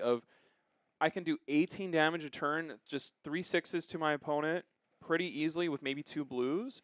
Or the idea of using the 9 damage attack. I don't know if that's not Deadwood Rumbler, it's not Boneyard Marauder, but it's small. Endless Maw. Doing 6 plus 9 and your opponent has 12 block, you're always going to get 3 in. And by the time you're doing Blasphemous Transform, they're Does he have 3 probably around cards? 15 health. Can't do that. You can't Warmongers? Or he couldn't. He was trying to play Dread Screamer, but he only had 2 cards in his graveyard. Oh, no. Angel, what are you doing? Now he's throwing dice in crotch? Connor's like, I've seen this before. That is an IP penalty. What is it? Oh 6. my gosh. Use your gambler's glove, Andrew, It please. looks like he's thinking about it this time at least. Yes, this is the time. You're not going to use it offensively. You're going to be on defense the rest of the time. There we go. This is why you play brutes on brute violence. This is a 1 right now. Oh my god! No! He's on Okay, he fire. gets rid of 1 action point, but not 2. You got another brute in the background. I see Alan Yeah. back there watching over. Connor looked at some brute cards once a year ago. This is Claw for 3. Not that exciting. Warmongers and Levia. That's interesting. Maybe you're tired about losing to Azalea every once in a while. Just auto crush her. Do you think it affects the brutes, or does it affect Rhinar a lot? You can't blood rush, so that sucks. Yeah. Do you think it's worth it to play it in that situation? I mean, if you're losing to Levia and you're like, okay, I want to get rid of... There's probably 2-card... Blood Dripping Frenzy has really not shown up too much in my testing against people. But it does say, like, I know maybe a Dread Screamer into another 6 is the most thing, so 12 instead of 20. Like, get off of me, like... Take 9 and Warmonger. Like, block 9 and Warmongers maybe makes sense. All right, so we saw Andrew block with the flesh bag there. It seems a little desperate. Feels on the back foot. That turn didn't seem too threatening. With just a claw for 3. Right. But Maybe he has Mark a of the 3-card Beast. hand, and then this turns out to be a Blood Rush turn. Oh, he has a 4-card hand and an Arsenal. yeah, So Mark we're of the expecting Beast Blood Rush will turn off the blood debt. There's Notably, the he Blood still Rush. only has 2 cards in his graveyard Oh, for next turn, so not good. he'll be looking to block a little bit this turn, I think. Ooh, rolled a 1, but it's the good one. We're going to put that back in the deck because it's reincarnate. I'm back from the dead. Here's an Intimidate trigger. You're looking to try and hit a card that has block value on it. Great. Nobody gets to see that card. Draw 2. And now here's your, we need to do a bunch of damage turn. There's no flesh bag. However, there is a husk. So the first 6 damage attack that bumps to 8, I think, will be husked. Just to give Angel some more breathing room. See what the follow-up is. I see a Command and Conquer in his hand, I think. That does not get bonus from Blood Rush. That's Yeah. not good at all. Is that 2 cards? Which is crazy. Like, Andrew does have a lot of 6s in his deck that aren't brute-based. So if you draw those on Blood Rush, not the greatest. Claw is 10, though. Which card is that? Is that Clearing Bellow? Or That is Clearing Bellow. The original second best card from Dory versus Reinhardt. We're going to do Barraging first, if you let me. Sure, bud. I get it. We're going to Intimidate 1 more. Nice. Can he get him from 25 down to 12? That is the goal here. So this will get the bonus from the barraging. He's only got 1 card in hand. If it's a no block, it's going to be a juicy damage. This is a claw for 7, I believe. There's yellow barraging beatdowns too, though. That's an interesting choice. I do think this deck list is not a beginner Reinhardt deck list. This is a I know what I'm doing Reinhardt deck list, which always does suck whenever somebody does really well with decks like this. It was 2 Command and Conquers in the Carrion. Yeah, that sucks, man. That sucks. Carrion has doing what it's been doing since Monarch first came out. Yeah, I don't care how many cards you intimidate from my hand. I have Husk still. All right. Now his graveyard's filled up. We'll probably see the Dredge Screamer again. It's like 2 Dredge Screamers in his hand. Oh, okay. Just the 9 damage one. Make sure his blood debt stays turned off. He's got a nice little life lead. Let's do this one. Oh my god, the way he does it's so crazy. Also, kind of scary playing Beast Within in Levia now, because you could accidentally Beast Within yourself past to 13 and miss out on your transformation. I think one thing that's going to suck is when people realize how to play against Levia. Now Levia will play like 1 Sigil or maybe Grim Feast to go back to 14 and then take Blood Debt. And then you're like, oh my god, I hate this. Like, the agency is so with the Levia player that, or we're going to say Levia one day, I promise. The agency is with Levia, and it's just so good. Dude, what is in Levia's background? She's got flowers going too, or is that ashes in her background? That's like 4 heroes that all have something. Oh, I guess Reinar has like cinders coming up from the. That's crazy. That must have been an artist mandatory note on their stuff. The only thing that I saw that was weird from Angel earlier is he blocked with Swing Big, which I don't care who you are or which brute you'll ever be. Swing Big is your best math card. Yeah, speaking of swing big, we see it here. I do see a Blood Rush in Angel's hand, so don't imagine he'll be blocking this too much. He's just going to throw 5. Scab Skins plus Graveling Growl. No Quicken token made. That's an interesting block, considering he has the Dread Screamer in Arsenal. Because the yellow Graveling Growl is a 6, so that still counts as a hit, right? Yeah. It's also one of your best follow-ups, I think. Right. Pitch 1. Oh, I've got my own. I've got 2 Blood Rush. Okay. I had to block with that Pulping. one. Yeah, discards Pulping. He's going to be looking for some resource cards here. Is that Artivore or some other red See looking? Artivore and a blue Dread Screamer, so we can do Claw Claw. Dread Screamer. I think it's a little greedy here to play the Artivore and banish the blue in your hand. You want to get the maximum value out of your claws here. Right. Just play a blue and claw. And then do Dread Screamer at the end. The damage alone, like 5 plus 5 plus 7. Yeah. 17 damage. Not going to be a good clapback turn from Andrew at all. We're going to put dice on there. That'll be for 5. I'm going to block with a non-tech action so I don't bump up your soul. That's a different hero. Take 1. Claw for number 2 for 5 more. Now, an interesting thing here is we could actually Siege Angel pass after this instead of attacking with the Dread Screamer. I don't think I would hate that. I would let him transform if he wanted to. But no, he is going to play the Dread Screamer. I think that's interesting of like just go for the kill. Because you know that a 2 card from Reinar is not going to do 13 damage. So you'll just go, what did you say? 6? I'll take 6. Go down to like 5. And you're transformed and just use your whole banish zone to kill them immediately. Like, there are some heroes that I think are just locked out from beating Levia. Yeah, I do think he chooses the correct line. Just threaten the 7 damage. Andrew still can't say no blocks to this, and we're still like gonna be safe to transform in the future if we whiff on turning off Blood Debt. And if Andrew needs to use his Scab Skins ever, we can Handler's Glove it to 1 and ruin his life. Oopsie. I'd be surprised if Andrew gets another 4-card hand this game. Okay, he's doing his best, okay? I think that's the thing that sucks is right now you're like, I had such a great tournament. Who's your top 8 matchup? Don't worry about it. What happened afterward? Don't worry about it. We had to scoop early. I had to go home. That's what I would say. But like, if you're getting a haircut on Monday and somebody asks you how the tournament went, or your mom calls, you'd be like, just sucks that we couldn't do top 8. I was really on a heater. Did your mom ask you about card games? She probably did when you won $20,000. She was like, this is sick. You should do this more. You should play Battle Spirit Saga. She would have told me to avoid that, I think. Oh, Walking no. with the 3rd Blood Rush. That's got to be painful. Your mom just buys you MetaZoo for Christmas and isn't this what you like? No comment. Yeah, the council says, okay, so Angel has 4 cards.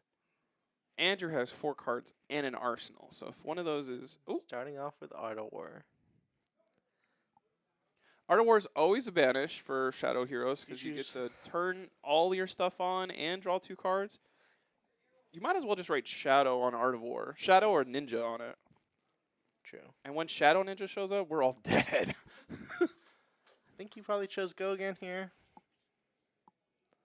With the Slitherpede, give that 6 plus 1 and go again. No, you can't do all 3 of those. So go again and draw 2 cards. Dude, when they play 2 Artivores on you, draw 4 plus 1 and go again. Yikes. That's a full-on Get me out of here, coach. At the swing. Okay, block 4. I hit the 6. I'll do 2 to you. Dude, doing 2 damage and taking them from 14 to 12, that's the pro move. And die. Yep. No! You gotta hope you hit. That's the 1-6. Oh! No, there's a blue record romp. That's gonna bump it to 9. I'm gonna use my other one of these. Dude, taking you from 18 to 14. Takes 5. Take 5 to That'll the be face. Sheesh. I don't know what was going on that first half. Impressive showing. It maybe was like let's try this out. I think drawing 5 of your defensive cards in your first 7 cards is probably not what you want to do. You got to shuffle very hard after deck check. How did it feel? You know, just first brute game in Oh, that top was awesome. 8. That was impressive. It was, yeah, I think it was pretty impressive. A lot of big damage turns early from the Levia, and we saw the Reinhardt take 20 damage to try to swing back with Blood Rush. But 5+5+6 after taking 20. yeah, Reinhardt played the first 2 Blood Rush Bellas that game, and Levia still had like a 10-point lead, which was And I think kinda that's crazy. that's so interesting of the thought process of there's a lot of this is a deck list you will see online. Amnesia's in here, Command and Conquer's in here, Enlightened Strake's on here, Erase Face is on here. That's literally over 11 attacks that don't go with Blood Rush. yeah. And that's something where when you win with this deck, you're a genius. And everyone is like, oh, tell me more. I think there's some lines of thinking where it's like, I'll play Command and Conquerors because that's the best on hit in the game, but I need to get everything else as a brood card so we can get 5+5+8 or 5+5+10 with big swing big. All of those are so important. And then like if you draw Sink Belows and Fates when you need to race, there's a thing where it's like if we're racing and I'm trying to get my opponent from 20 to 10 as fast as possible, who cares about blocking well? Yeah, I mean, to be fair, he did win a lot today. He did win 6 times. 6-0, yeah. Yeah. Swiss, but He did Carrion- lose once though. Carrion Husk is a hell of a card against Command and Conquer. Yeah. Scowling Fleshbag, I think we talked about the person who wins going to play it better. Scowling Fleshbag played better by Levia I today. think so, yeah. Which Levia, Levia versus either Evan or Alex for. So what does the result of this matchup do for the top 16 standings? So what this does is I pushed that button. That was the interesting one. Top 8 standings. We are the people. This is not. Oh, this is the new stuff. Oh, wow. Everyone feast your eyes. So Zach Walk could still get the number 1 overall, which would be crazy. Jake Torres will be dropping because. Is it So- Jake or so- Travis? So did Angel pass Jake? Is that right? Or Oh, so our tiebreaker is the amount of top 8s if you're tied. So technically, on this graphic, Travis should be above Jake. So Jake Torres can stay in Arizona next month while everyone else travels here. Unless he wants to just travel with the boys one more time. Devastating, though. yeah. Devastating. Uzuri takes a hard hit. No Uzuri's in top 8 today. Are there heroes that you're like, I promise you this hero's better, but it's just our local meta that they suck at? Is that happening at all for you? Nah, I don't think so. Nah, I think people are trying new things today and having some fun. But That's why you were on Katsu, right? nah, I mean, no, I think Katsu's still strong, and I think there's a lot of viable decks in this format, and so far I've really enjoyed it. Post. I mean, Open there's Ban and 7 heroes in top 8. That's almost as diverse as you can get. yeah, I know Briar. Briar's a I problem. can't believe Briar got so many cards. She's been insane. Anthem of Spring, dude. +1 and go again. Mhm. Or block, way better than ever. One card that I'm wondering why it hasn't made in more decks is Censor. Is that a thing, or who cares, Blake? Yeah, it's tough. Like, you have to have a pretty good read on your opponent's hand. Right. Um, Because you could Kadachi Sensor. oh, and 1 + 1 + you're 5. talking about in Katsu. And just in anything. I'm just putting it to you today because you're a Katsu main now. But It's tough. Like, it doesn't have go again. It's not a zero cost to pitch to Katsu. right. But It's a maybe take like the tempo, but it messes your opponent yeah, up. maybe in a more mid-range build where you're focused on blocking a lot more and just like swinging your Kadachis instead of focused more on the search and strike combo line. Is that what you were doing today? Is Surge and Strike? Yeah, Because we saw some Zephyr Needles from Bill. I saw that. Yeah, And I think he was using it as, if I have a frailty token, who gives a? Because I can still attack with 1 with Zephyr. And I know you're not going to block the Zephyr Needle because you need all the cards in your stuff. It's most played in Katsu? Sensor is? oh, that's Is that interesting. real? I don't even know what Fabric is. What is that? What does that mean? Shut up. Fabric recommendation? Oh, that's Joanne's Fabric. Got it. What else is going in your mind between here and Nationals? Is it I'm playing Monarch Draft 5 times a day, Yeah, and I'm going to come up and breathe after I get 2 3-0s in a row? yeah, no, we've been drafting a lot. We just started focusing a lot more on Classic Constructed though. Okay. Like we took the time between the Pro Tour and spoiler season to focus on draft. Got and it. now we're focusing a lot more on Classic Constructed, trying all the new heroes, trying to figure out what's good. Are you on that Spectral Shield Prism build? No, we'll leave that to does- Tyler. Makes 36 Spectral Shields and then swings Symbiote, or what's the one there? I saw that in the Spectral chat. Possession. I was like, oh my god. Spectral Procession, right? The user he took 26 down. It was at negative 12 health. I was like, this is amazing. No, yeah. I think we have some of our players working on Prism a little bit. Andrew and Tyler, I think, will be Nice. working on it. But yeah, like I said, I've been focused on the brutes and trying to make Vincent work. Nice. Vincent, why are more people not just stacking rune gates in the graveyard or banish zone for turns and turns, and then let's do 3 in 1 turn, Shadow Puppetry and Maverin Skies to do that? Yeah, no, Is that good enough or no? I think we'll start to see the playstyle evolve into something similar like that. Because I think if you're playing Vincent to the point where you're just like attacking once each turn, I think they can block you out and not care. But I think if the Vincent realizes that and tries to set up big turns like that, that's like how they're gonna get the most value out of their game, like more wins, I should say. Hell yeah. But- Lost in Thought, does that crush Katsu and make that a more 50-50 matchup? Or are you like, I'm still going to beat most Dromais because of how our decks work? You know, that card's pretty good. Yeah. I'm impressed with that card. And Get rid of Surging Strike and give you a Ponder that gets you nothing later on. a little. All right, so I heard that we got top 8. Oh, wow. So Peter beat Tyler. Wow. Tyler takes a hard hit. Is he getting knocked out live? Or he's in already? Oh, crap. But Evan versus Alex is still going. I know Bravo is kind of a not great matchup for Lexi, but Evan, the last time I played Bravo into him, was using Artivores defensively, which is kind of crazy. Yeah, I think Evan is still fighting for that top 16 spot, so Right. he's trying to win and secure his invite to the Invitational. So definitely pray for him to lose, Gee. because we need him to judge, you know? Stick to your lane. It's kind how of we're fighting. crazy that we thought the real Angel of Herald of Erudition or Angel of Erudition is Angel Benitez. It's an Angel meta. Just we were talking about the dude, not the cards figmented.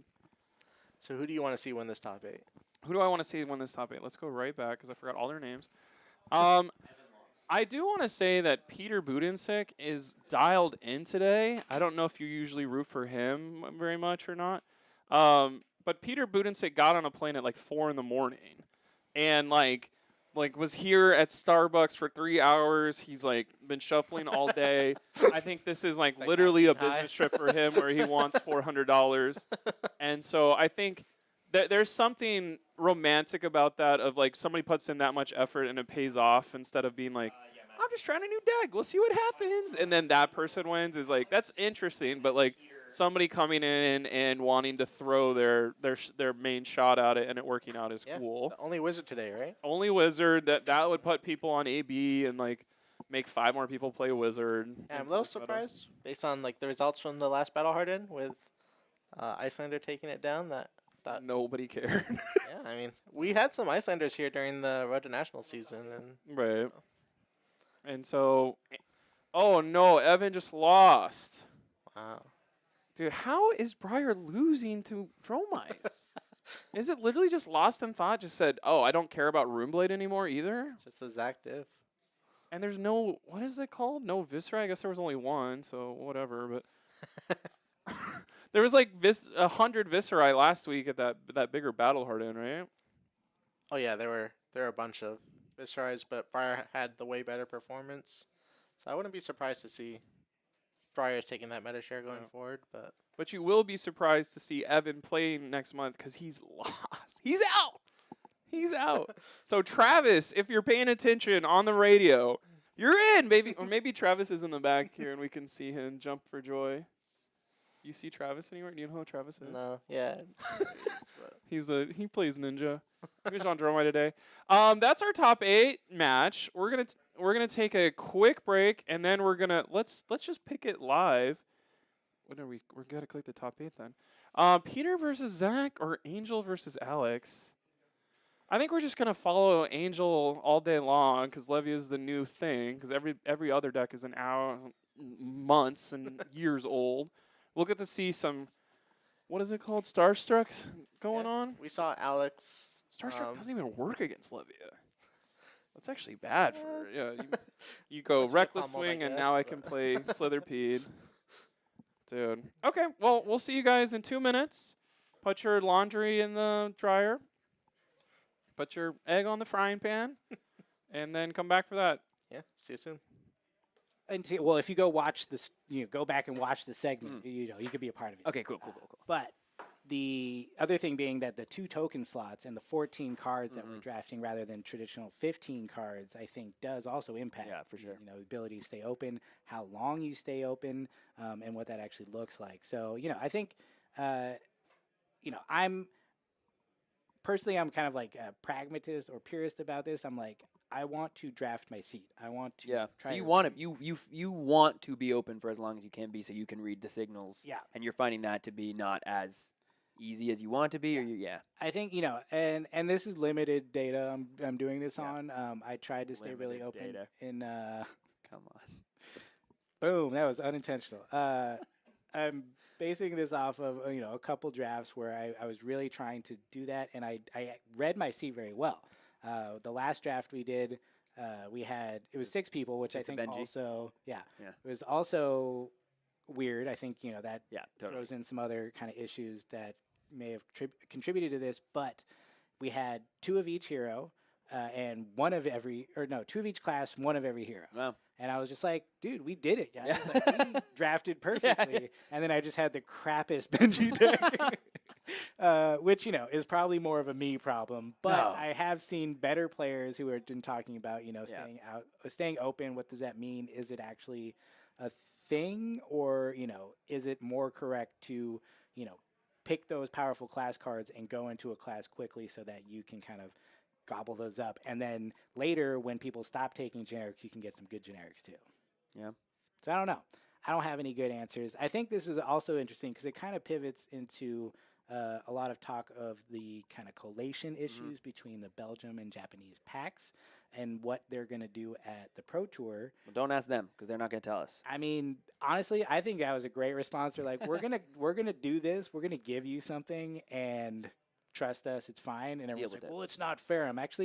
This is the most fair because the only edge you get is how good you are at quickly reading packs and paying attention to your draft pool. Yeah. So I think that's great. If you're going to the Pro Tour, you should be pretty good at drafting. So, if you're worried about not being able to memorize the exact, pack layout, and that's the only thing that's really contributing. I mean, that's not the only thing. I'm being a bit glib about that, but Yeah.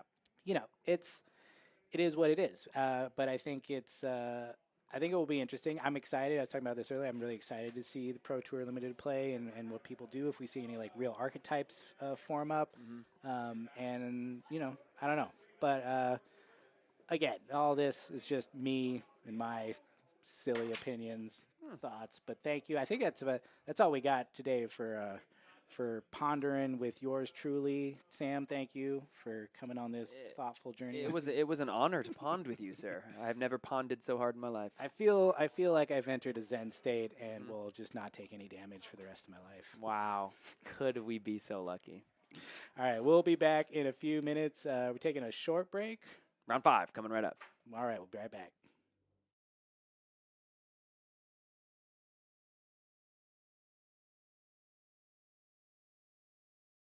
Match. I had a great time. We chatted with Feiyu. He's just out here chunking damage on people, and you know what? That's fine. It's just how it goes some days. He said, "Get ready for some more. There's 2 more rounds of this." He's like, "I already got $50, but I want the other 350 coming my way." You know, he probably locked in. We're doing 5 rounds, so he's 3-0. So he's probably locked in for top 8, which I'm very excited about. So Kano probably wins today. Just gonna say that now. Hell yeah. Why not? Unless he plays Dromai, and then we're just going to have to keep that lucky streak going. I don't know what Can you to say about imagine that. being Alexander Vor, you whatever, I don't know if he drove or flew, but you come on over to California, somebody wins the tournament you're in as Kano, and you're like, I didn't play Kano, but somebody won as Kano. Yeah. These are the choices we all have to make before every single tournament. Unless you're just Craig, who plays Oldhim every time. You're actually thinking, should I play somebody else? And that's why I envy people who just specialize in like one thing, and I'm just over here being bad at putzing 7 around. decks. Yeah, being bad at 7 decks instead of good at 1. So we got a special segment coming up. It's one of my favorites. I'm sure it's one of Blake's favorites. You know it. You love it. It's barraging Blake. Oh. It's the Hell beatdown yeah. on Blake time. We're going to have some fun. We're going to talk about some things.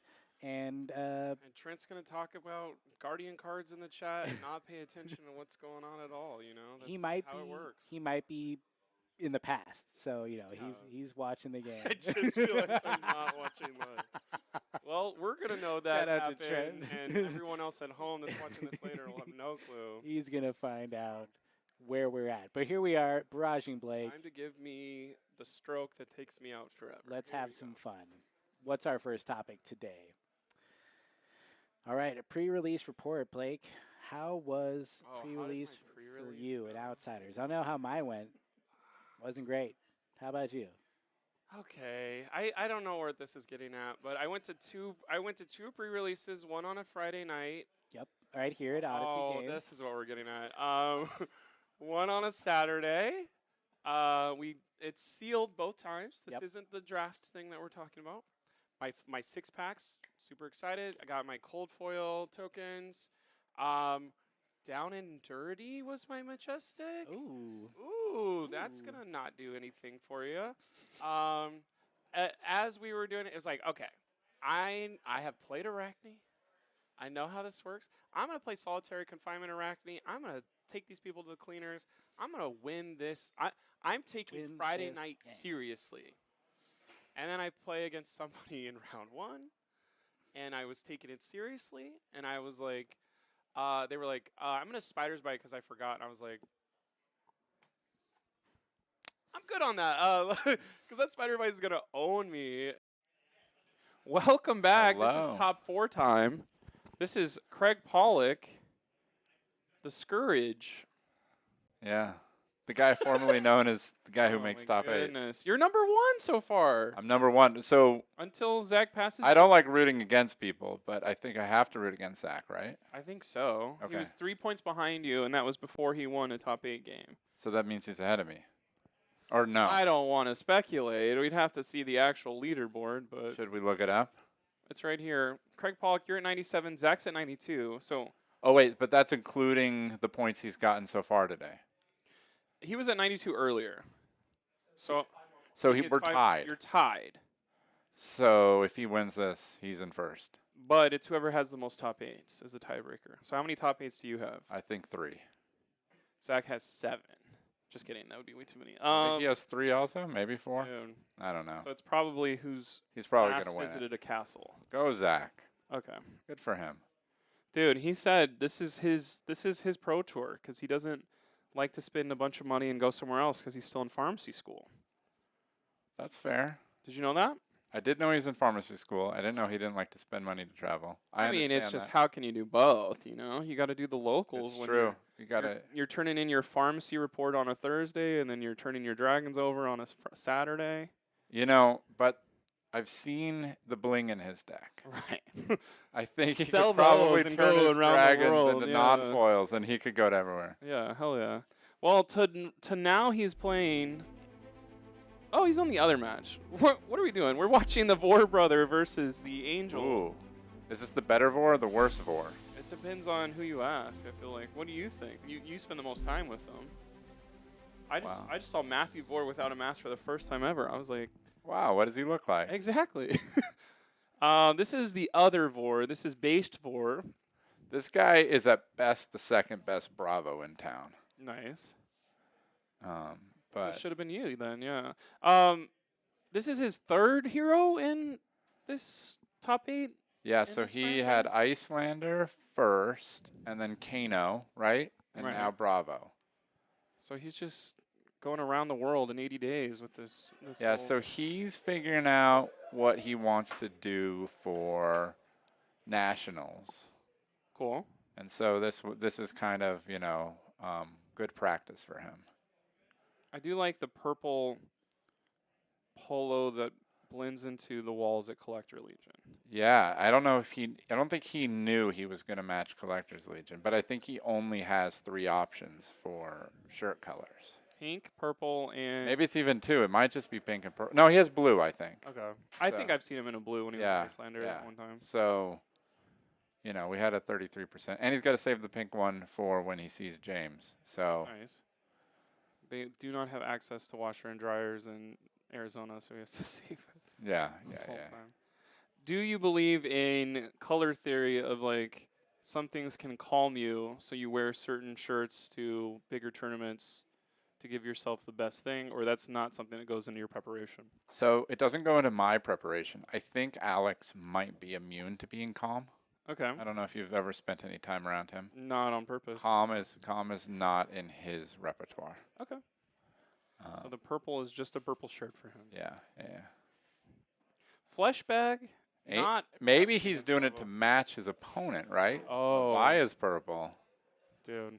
He knew he was going to be playing Levia today. Yeah. So What is this exact? surgical tech stuff? I lost to Levia today. Was it Angel? Someone else? It was not Angel. It was Jonah, who is Alex's friend, and he did a lot of damage. This Levias are hurting. Are you taking 18? I took a 20, 15 happens without 19. trying. Yeah. took some 15s. Yeah, no, I was ahead. We think there might have been a rules discrepancy. We're going to have to figure it out. If there's any judges in the chat, can you use the slithering I don't centipede? think so, because it goes face down. If it's face down, that's the question. If it gets banished face down that turn, can you still play it or not? I definitely think no, Blake thinks no. because when you're face down, you can't look at the card.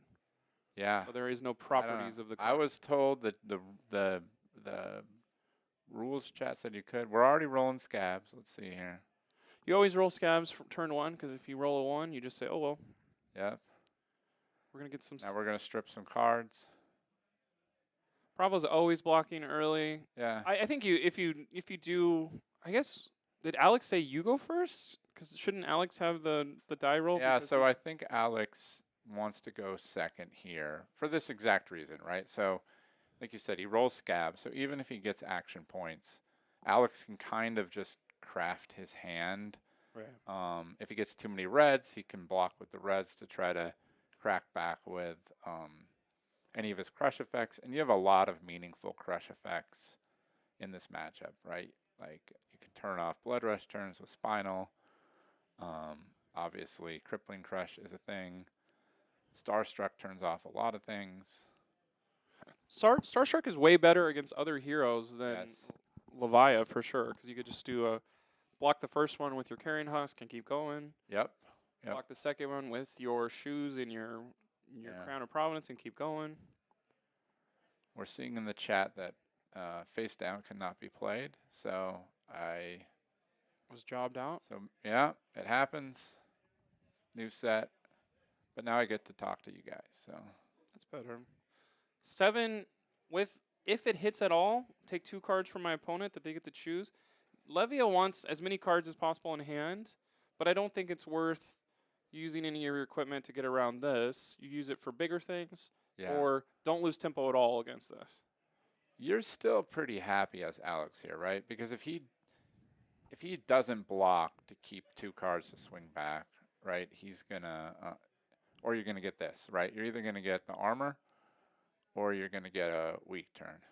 How did he claw twice? That was a He we're rolled using his our scab skin. skins. Yeah. Okay. People in chat will figure out. I think we're on delay this time around, so they're gonna hear our answers like in 15 seconds. Which is like, okay. Gotcha. We did put the, what is it? Ghostly Visit in the graveyard. That is a very good card. Oh my god, that's the second time he crotch rolled on somebody. Angel. You gotta figure this out, bro. They're gonna DQ you at National Vegas if you do Angel tries to roll his boots into your boots. that. True. Oh, Dude, there's a 6. wow. I told you gotta start running gambler's gloves, and everyone laughed at me. But This I think is- it's true. He's been practicing his dice rolls, clearly. This is the best card you can play in any brute card because you're gonna just do 8s. What's fun about Bravo is that he does not care about Quicken, so it's not like, oh, I'm gonna block this out and save this Quicken token forever, because it'd be very hard to swing Yeah. a Nothos and a bigger thing without taking a bunch Yeah. of damage. But I will get Uh, my Unity going. Alex loves to block with Starstruck. Is that something you've been testing where you're like, it's It's- actually way better as a block and everyone's sleeping on it, or It's no? great as a block. If you already have a surge, it turns your like spinal into a 1-card pitch. That's kind of gross, actually. Yeah. You can choke slams 1-card pitch if you don't have it.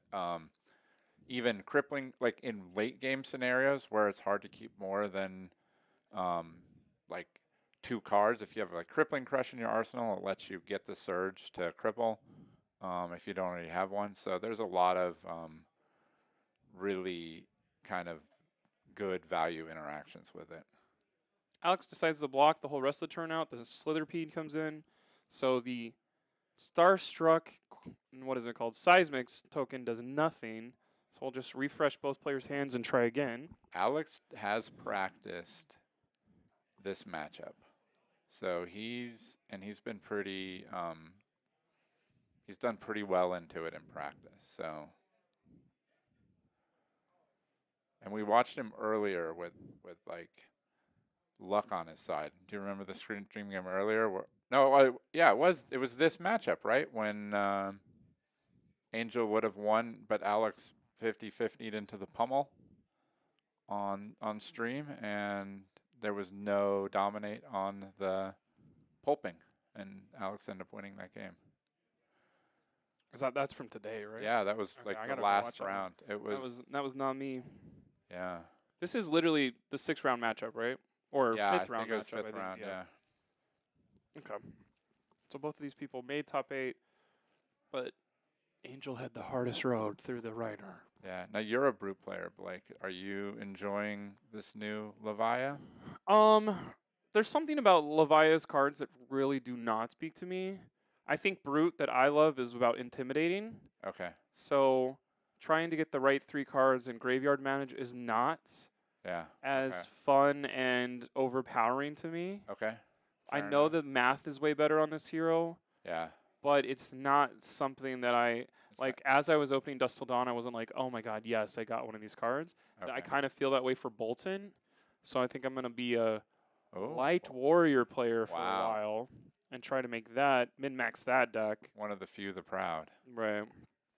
There's only Zane today. Yeah. How did he end up doing on it? Do we know?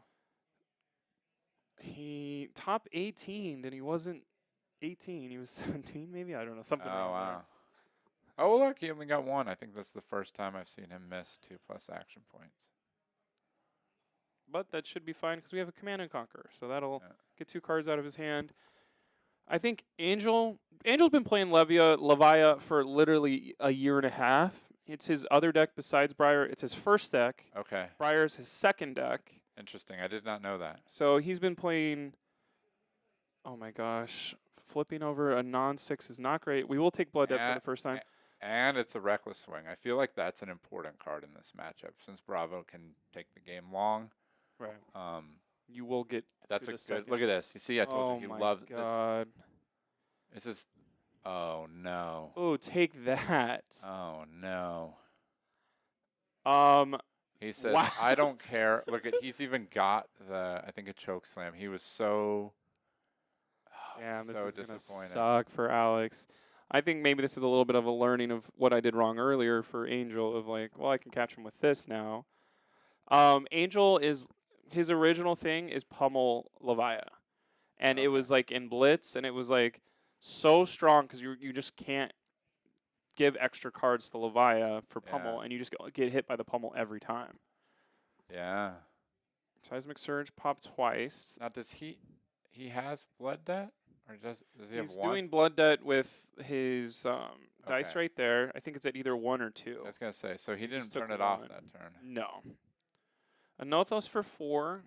Most of the time, I think you just go, okay, who cares? Unless you map out your turn and you're like, I don't think I can play all this without a Scabskin roll. Now, is pummel a common inclusion in Levia decks? I think it is, quote unquote, I hate saying this word, but the spicy part of it.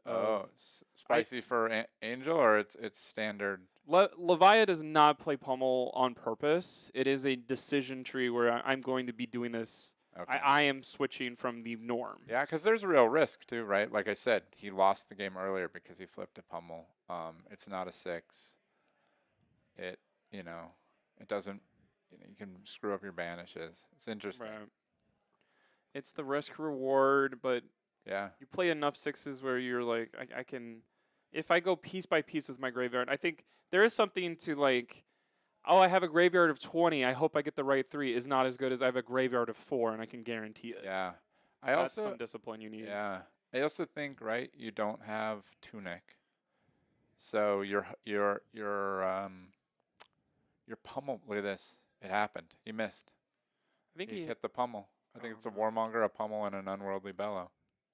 So that's not going to have go again. Yeah. But And he didn't turn off blood debt.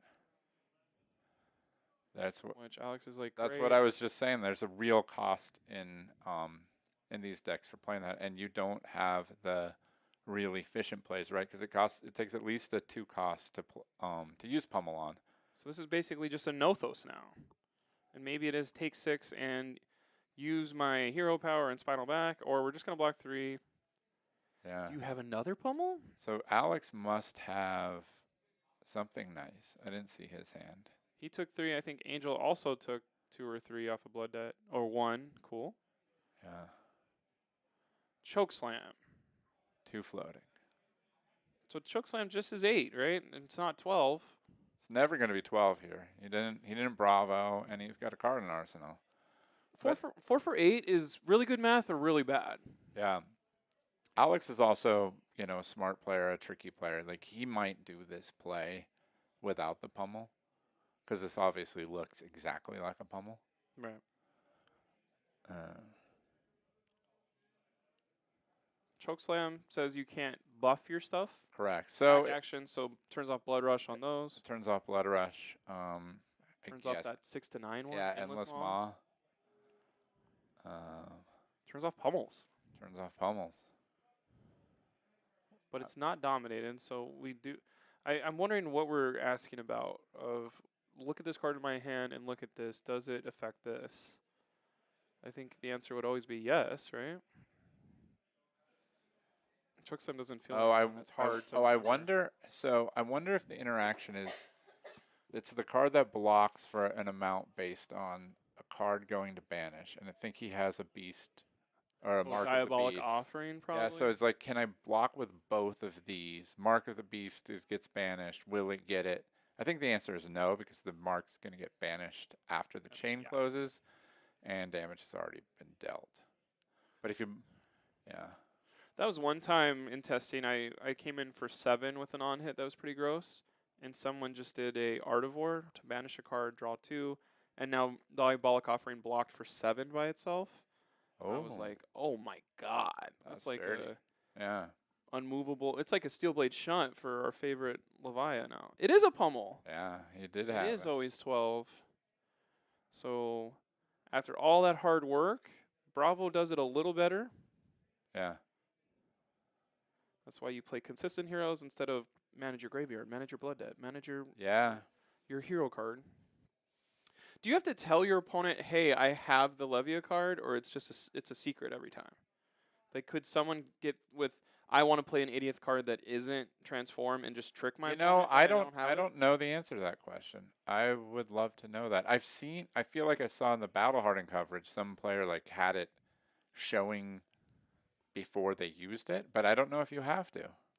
I think it's assumed at this point that you have it, but Right. that would be a pretty good, pretty funny mind game. You just, I mean, it is such a good card. Well, because why wouldn't you do it? Yeah. But maybe if there was a reason to bluff it, I'm not. somebody's gonna figure I'm it not out. sure there's enough value in that bluff. It's in sideboard. So, but Yeah. do you have to say it? Because you don't have to tell your opponent, "Here's Correct. my equipment." Yep. Sweet. Like, you never get any information about your opponent's deck at all besides the hero. Which I think is interesting as we get more card pool. There is, I would say, maybe 3 or 4 ways to build Levia. There's 3 or 4 ways to build a lot of heroes, maybe not Bravo. There's definitely a right way to build Bravo. Yeah. But as we get bigger card pools through the years, I do think it's like everyone could lose against Dash because you just sideboarded the wrong way. I think that's going to start happening for a lot more heroes of like, I thought it was Dawnblade Dory, but it was Decimator, so I put on all my defense reactions, and they're awful against Decimator. I personally am a fan of that, where the heroes can kind of have multiple builds that are not, identical. You have to sideboard differently. Right. Because it does reward, like, I Yeah. show up every Tuesday, and I know everyone in my community, Yeah. and I did my homework, and now I'm going to show. And it also rewards. I was doing that, but I was testing a pet deck on my own, and now I'm going Yeah. to show up with. Yeah. I was playing Decimator all week, and now I'm doing Raiden instead. Yeah. And we have in the chat, Bravo is the best pummeler. I agree. Angel looks sad. Upset is the right word, I guess we said in chat. I think it was just getting pummeled after trying to pummel. I think there is a mental taxing thing of I've been on the ball attacking Bravo, and I could barely get any damage in, and then Bravo gets 8 damage right on top of my head out of nowhere. It's like, damn. He sucks. missed on the Dread Screamer. I'm guessing. Yeah, that's the probably quote unquote misplay, but it was 3 out of like 7 cards. How could you not hit? It sucks. Yeah. Plus, I don't know if he's hit Ghostly Visit yet. Like, Ghostly Visit was one of the first cards in his graveyard, but he hasn't played I'm it from pretty sure it's Banish still ever. sitting in his graveyard. That's just bad luck. That is the Levia problem, right? Your odds are rarely 100%. My ride is leaving, so I'm gonna be homeless. We blocked a hammer. Blocking a hammer is Blocking better hammer than with taking 6. yeah, right? with a swing big feels like an interesting decision. You're not really doing the right. You are losing some value there. It's interesting. I've noticed Angel prioritizes pulping over swing big. He did it in an earlier game, right? He could have. Oh, I guess he can't block with it because it doesn't block. This is an interesting way. Do you like these sleeves? What are these sleeves? These are like special sleeves. Angel bought 9 boxes of them once and only plays in these sleeves. Interesting. They're discontinued. Okay. So if you ever see a sleeve like this and you're like, who is it? It's not anybody besides Angel because he has cornered the market. Okay. Is this 6 or 9? This is the one that's 1 for 6, right? So we're prioritizing an Arsenal card. I think at a certain point, as soon as you get a crippling crush in your hand, you're just gonna be like, "I'll take 6. Who cares?" And then swing as big as you can. If I'm on Bravo, I love to see my opponent swinging for 6, taking out 3 cards with no go again. Right. I think he did the other one first, though, right?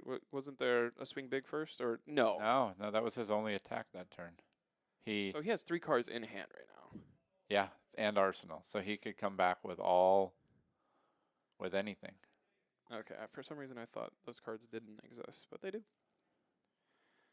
Seismic Surge.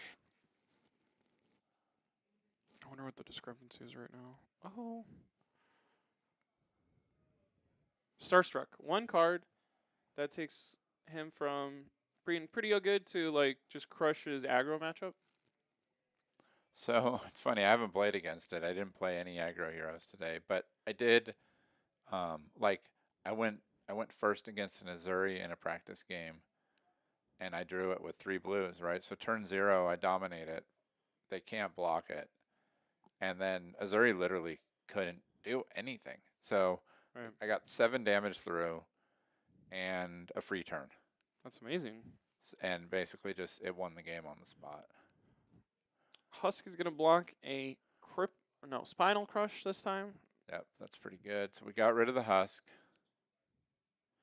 I think whenever your opponent has a lot of really good defensive options and you're not an aggro deck, but you're a dominate deck, it is like, okay, I just got to get through my opponent's equipment as quickly as possible. At this point, you're finding your place to put the screws in, right? We know he's pitched a reckless swing, he banished a reckless swing, he's got no hat, he's got no chest, he's got 1 left on the boots. Like, your crushes.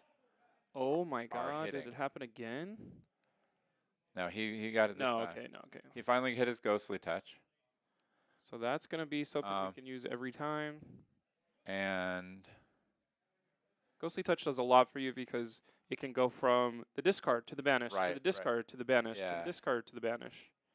Right, so it'll, just that 1 ghostly touch puts him back in 3. He's going to roll his scabs because he's got enough cards to do exactly what you're talking about. If he hits a high roll, he can play the ghostly touch. 5 is a high enough roll. Yeah. When you're rolling, you're never hoping for a 6. 6 is just bonus. You are wanting a 4 or higher. Yeah. If you're playing a brute deck and you need to win it, you need to roll a 6 to win. You need to play your deck a little better, I think. But interestingly enough here, I think he's got at least 1 yellow. If he's got 2 yellows, he can play that claw, use all the action points, right, and still have an arsenal. It's pretty good. That's gross. Ghostly Visit, Slitherpede. This is 10 more damage that wouldn't have happened if we didn't roll the right way. It's 4 more damage is what this is always representing. Alex says, I got it. A blue unmovable does bump to 6, so that'll block all of that. But once again, I'm playing against a defensive deck. I just got to get through most of their defensive options. Yeah. You're probably not looking forward to the equipment suite that Bravo hasn't used it all yet, because that's still, 6 plus 3. Now, one thing I've noticed, 9 health over there. Jeez. Angel obviously he plays fast with it, right? He's only got 3 cards in his graveyard. I think that says 10 blood debt. He, when he has to transform, his deck just evaporates. But you do get access to those quote unquote 10 cards. You don't get to use Husk again, so there's at least 9 maybe you can touch again. Totally, but I think there's a balance there, right? Because 10 cards is 10 turns. Well, when you have 10 blood debt, you don't get 10 turns, right? Because your deck goes so fast. Banish 10 cards off the top of your deck that you can't turn over. Yeah. Mark of the Beast is a get out of jail free card. Yeah. So we will get out of Dead Blood Gel. Yeah. Alex loves this, right? Again, this is that spot. He's got no go again because he only rolled a 2 on his scabs. And he has no armor. So I don't know if Alex has a crush, but if he has a red here, this is the turn he's looking to gain some tempo. Right. Earlier he blocked with Crippling Crush. When you see a Bravo block with Crippling Crush, what does that signify to you? They have too many reds in their hand. Okay. It means that there's no way they can play it. They have another one they can play, so they're just trying to make their turn functional. So this means he probably has a pummel, I right? think the pummel's been in Arsenal a long time. Yeah. And And even if we can feel that, I feel like Angel knows it too. yeah, the hard part is what do you do, right? Even if you know it, do you? You can't take 10. You have to transform into. You also can't you can block 9, but you can't really because they can just not use it, and especially on the Anathos, it's not like it has an on-hit effect. I think you have to just block 6 and bait it out. Here's the pummel. It wasn't in Arsenal Blake. You lose. But he It did was in have my it. hand. So how close are we to transforming? There's a shadow puppetry in hand. So what He's is got- in the oh, Arsenal? he has Doomsday, so he's oh, gonna Doomsday. he's That's gonna actually make a good. That is the best thing to do. yeah. Because he pitched Doomsday in his top 8 match early. Blasphemet will help out here. We Now- have to have how many in graveyard? 6, but he has or in Or banish, in and he banish. has 6, and I believe you can banish a card with it to It happens at instant speed to play it, so you just get Blasphemet for free, and then you can banish a card from hand, and if it's a 6 that way, you could do it. oh he's this, Gambling gets the 4. so he's aggressive with his scab rolls. I mean, that's why you play Brute Yeah, no, half it's the time. you know the world of Series of Poker just wrapped up. He would be a guy who goes all in a lot. I mean, did you hear that one thing where it was like you get 2 hours to write a poker bot, code a poker bot, and then they did a who's going to win, who can write the best code after 2 hours or something like that? No, I didn't hear about And one person was just, if it's your turn, go all in. And that's the poker bot that won the whole tournament. I mean, it works every time except the last. Right. Except the last time when you Yeah. lose. Yeah. Dude, what are we doing? We're playing He's it. using his extra action point. That is where you but- play it, I guess, yeah. But so he hasn't gotten rid of Blood Debt though. Oh, he's gonna But transform maybe here. transforming is better. Here's 6 more damage. Somebody just groaned, so I don't know if that was a top 8 match thing or not. We do have Chris Iali over Angel's shoulder. He's trying to learn more about Levia.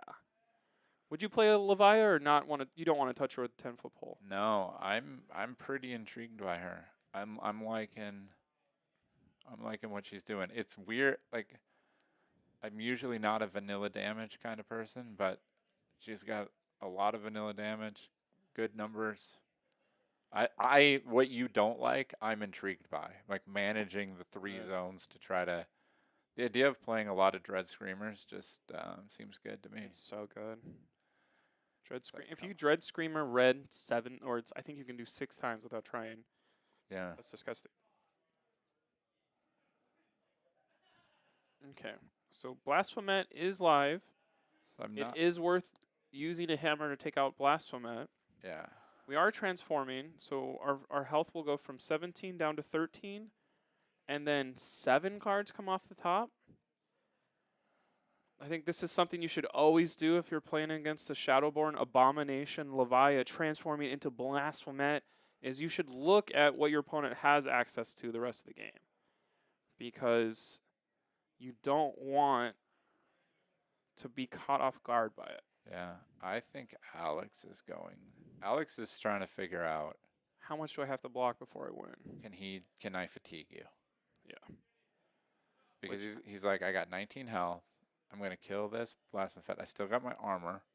I got a unmovable that I'm gonna arsenal. Right. And you can see that, right? He was willing to do the CNC so that he could have hammered with the unmovable and kept the CNC, but he opted the other way, meaning he's looking gonna, at he's gonna defense. block. Yeah, because he's like, well, you're getting rid of 11 cards a turn. I don't care that you have 11 extra attacks. You're not going to get 11 extra attacks. You don't have 11 turns.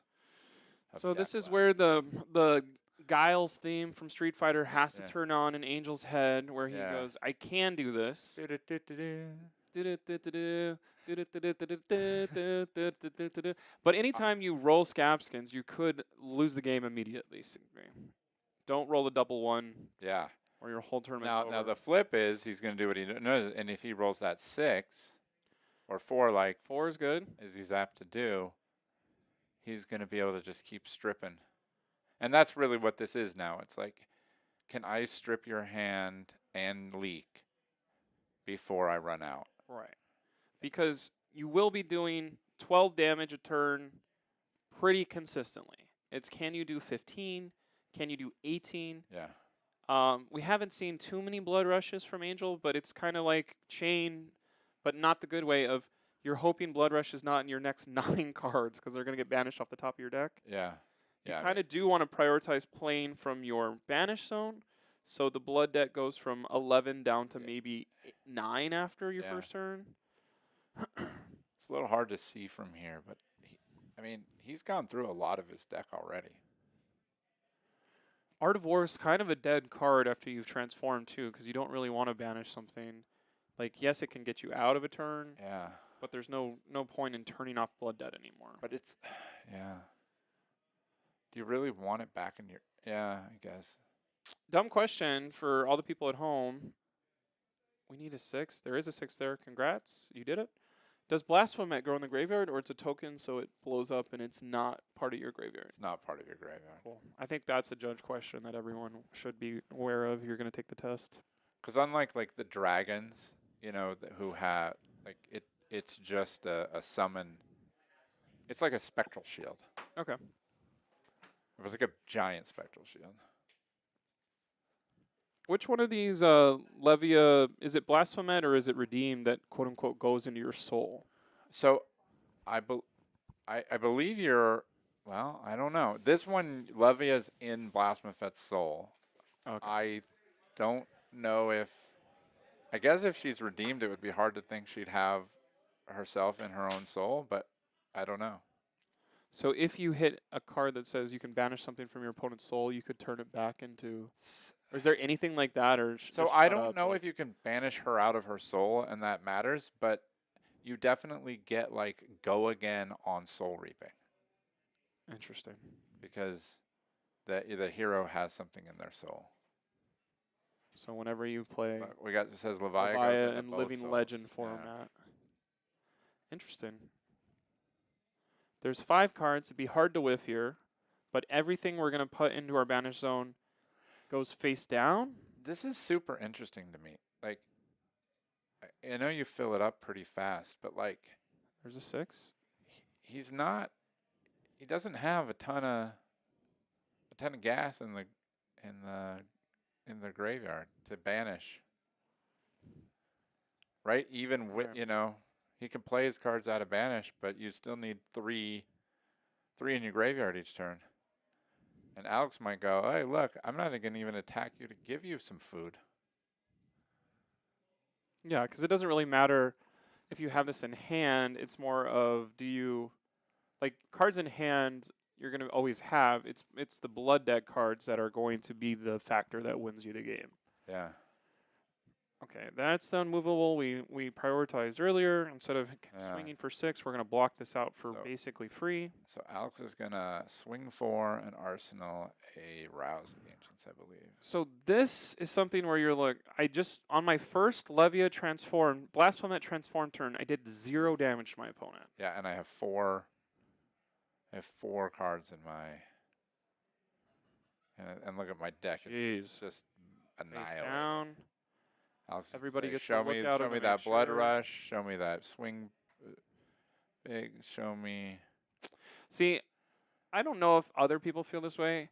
This would be a reason why I wouldn't play the hero. Yeah. Is like I feel so embarrassed showing 9 cards that I don't get to play with, and like, Yeah. well, here's my option I was hoping for, and Yeah. now the walls are closing in a little bit. You have to truly be. Oh, look, I was wrong. He says. He doesn't Who even cares care. about arsenaling? He says, "I'm just going to pressure you." You gotta say I'm greedy enough here that with as much armor as he has left, I'm swinging for 4 and arsenaling that rouse. Because at 13, Rouse just wins you. if Angel doesn't have a big turn, I can now, force blocks. The person that wins this game will be playing against Zach Wallach, So it looks like you have lost your number 1. Good job, Zach. Congratulations. But he's going to be facing someone with 100 poppers, so that may be... I'm officially not the villain of the series No. anymore.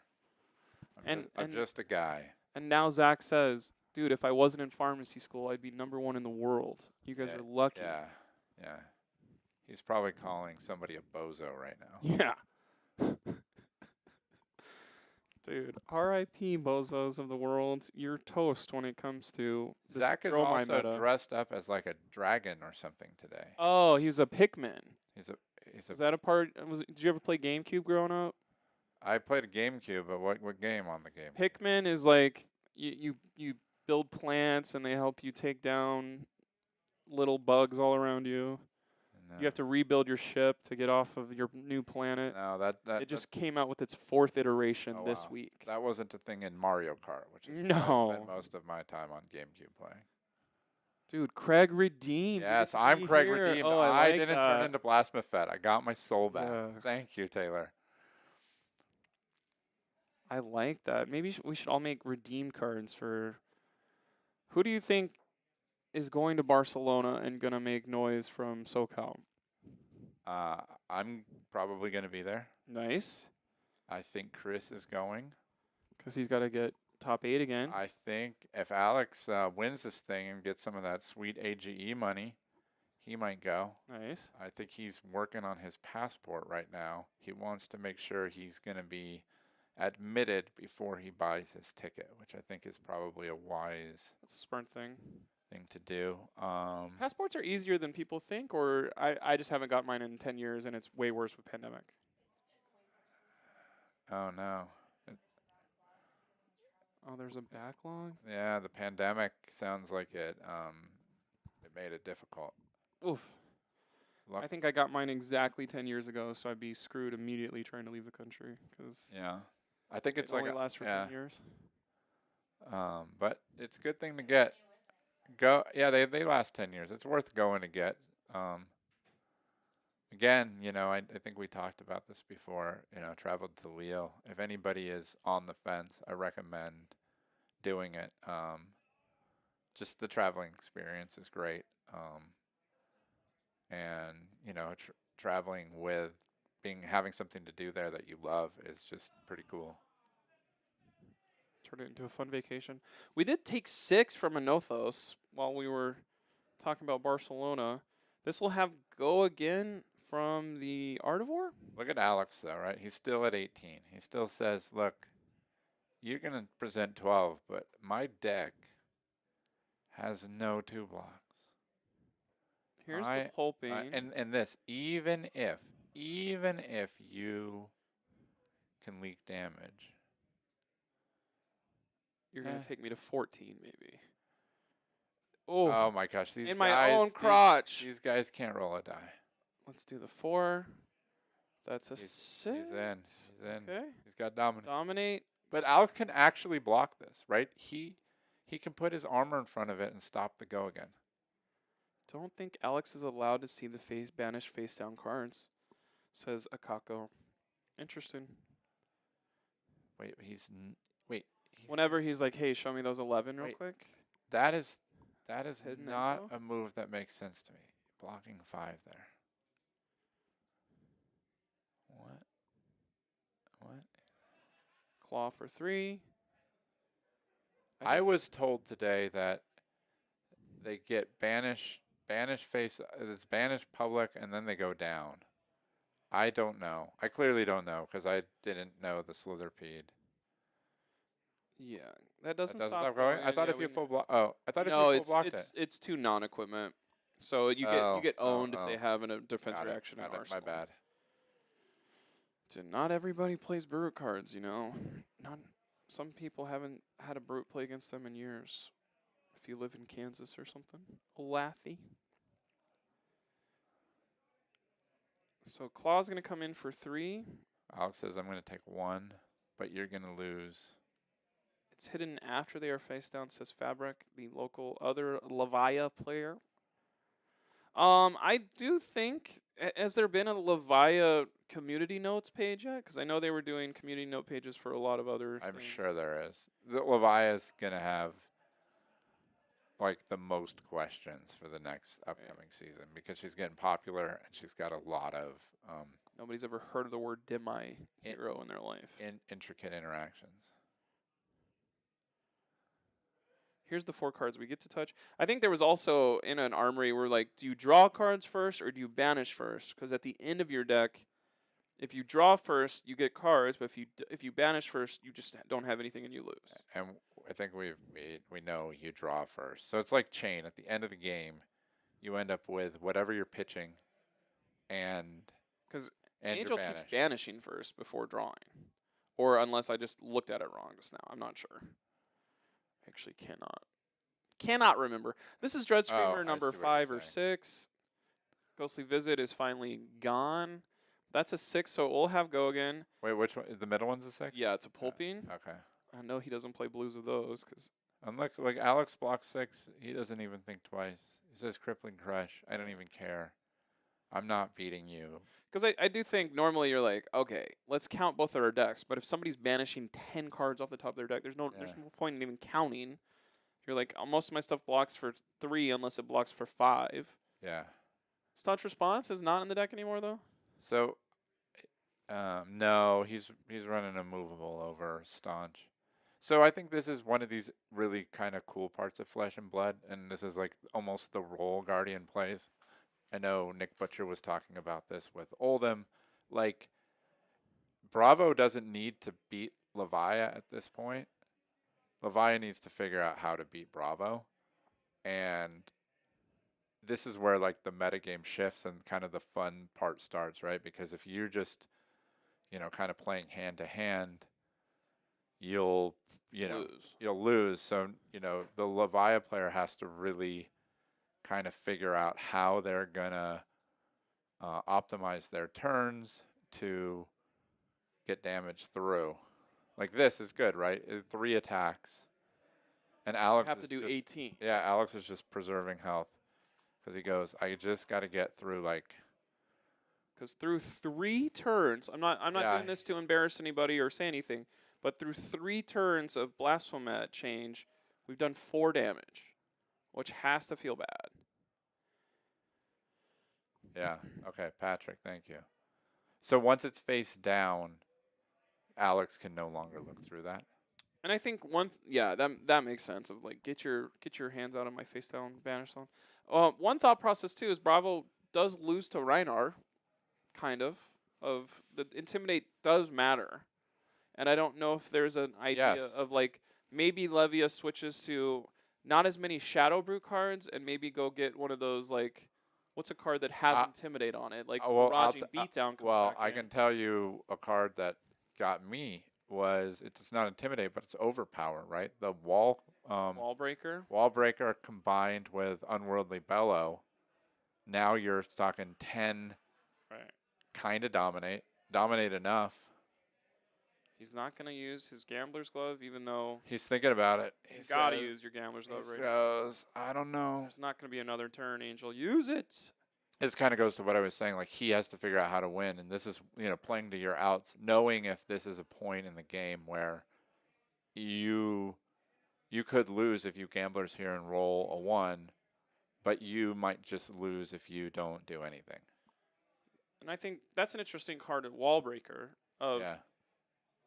Wall Breaker does 3 more damage than any other attack that Alex has defended already. After we get through the equipment, at least. Yeah, yeah. I think in my game without that Wall Breaker, I think I was out of the woods, but I died with a handful of cards. Overpower. What's the best Overpower card? I don't think it's. Anybody knows. I'm embarrassed to say I have no idea. I'm a Dusk Till Dawn noob still. Because Merciless Battle Axe never made any. It was too expensive. Overpower for 3. Who cares? Yeah. The Overpower cards from Dynasty.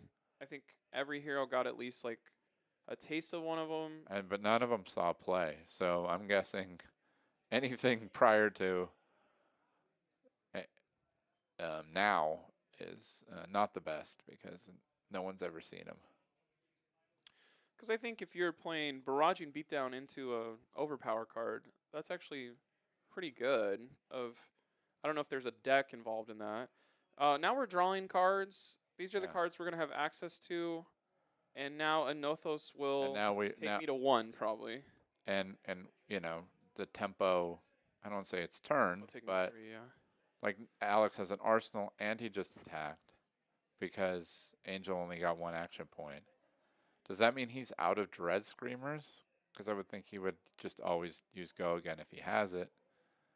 So yeah, he's down to just. It's a 4. We got a chance. 2 action points. So Do 26 damage right now. so he's down to 6 cards left in there. It looks like. No, I mean clearly no Go again. I think one's a groveling growl, so you can't even play that, right? True. Um, I think one thing that's interesting about some of these new cards is they're so hard to like get on stream. Of like, I don't know what card they called for censor. yeah. I don't know, like, if they have a Levia card or not. Like, there's some interesting things that are happening that are going to be like, we have no idea what's happening until it's already gone. Mark of the Beast, that's going to be blocked for 6 easy. That's Anothos for nothing. Alex also has enough health that I guess Endless Maw will get over. But, like, he can take 12 right now and dominate something and win. We do hit a 6. We hit a couple 6s. If it was +3 for every 6, that would be busted. Oh, just a full-on, I am going to fatigue you masterclass for the Vor brother here. We're not going to be able to swing, but I get all my cards. I might opt to just sink there, swing back for 4 since Angel's at 3, force a block. There's He only that has one. 3 cards left in his whole deck. Roll a 1, it's over. 2! No! Play a Dread Screamer.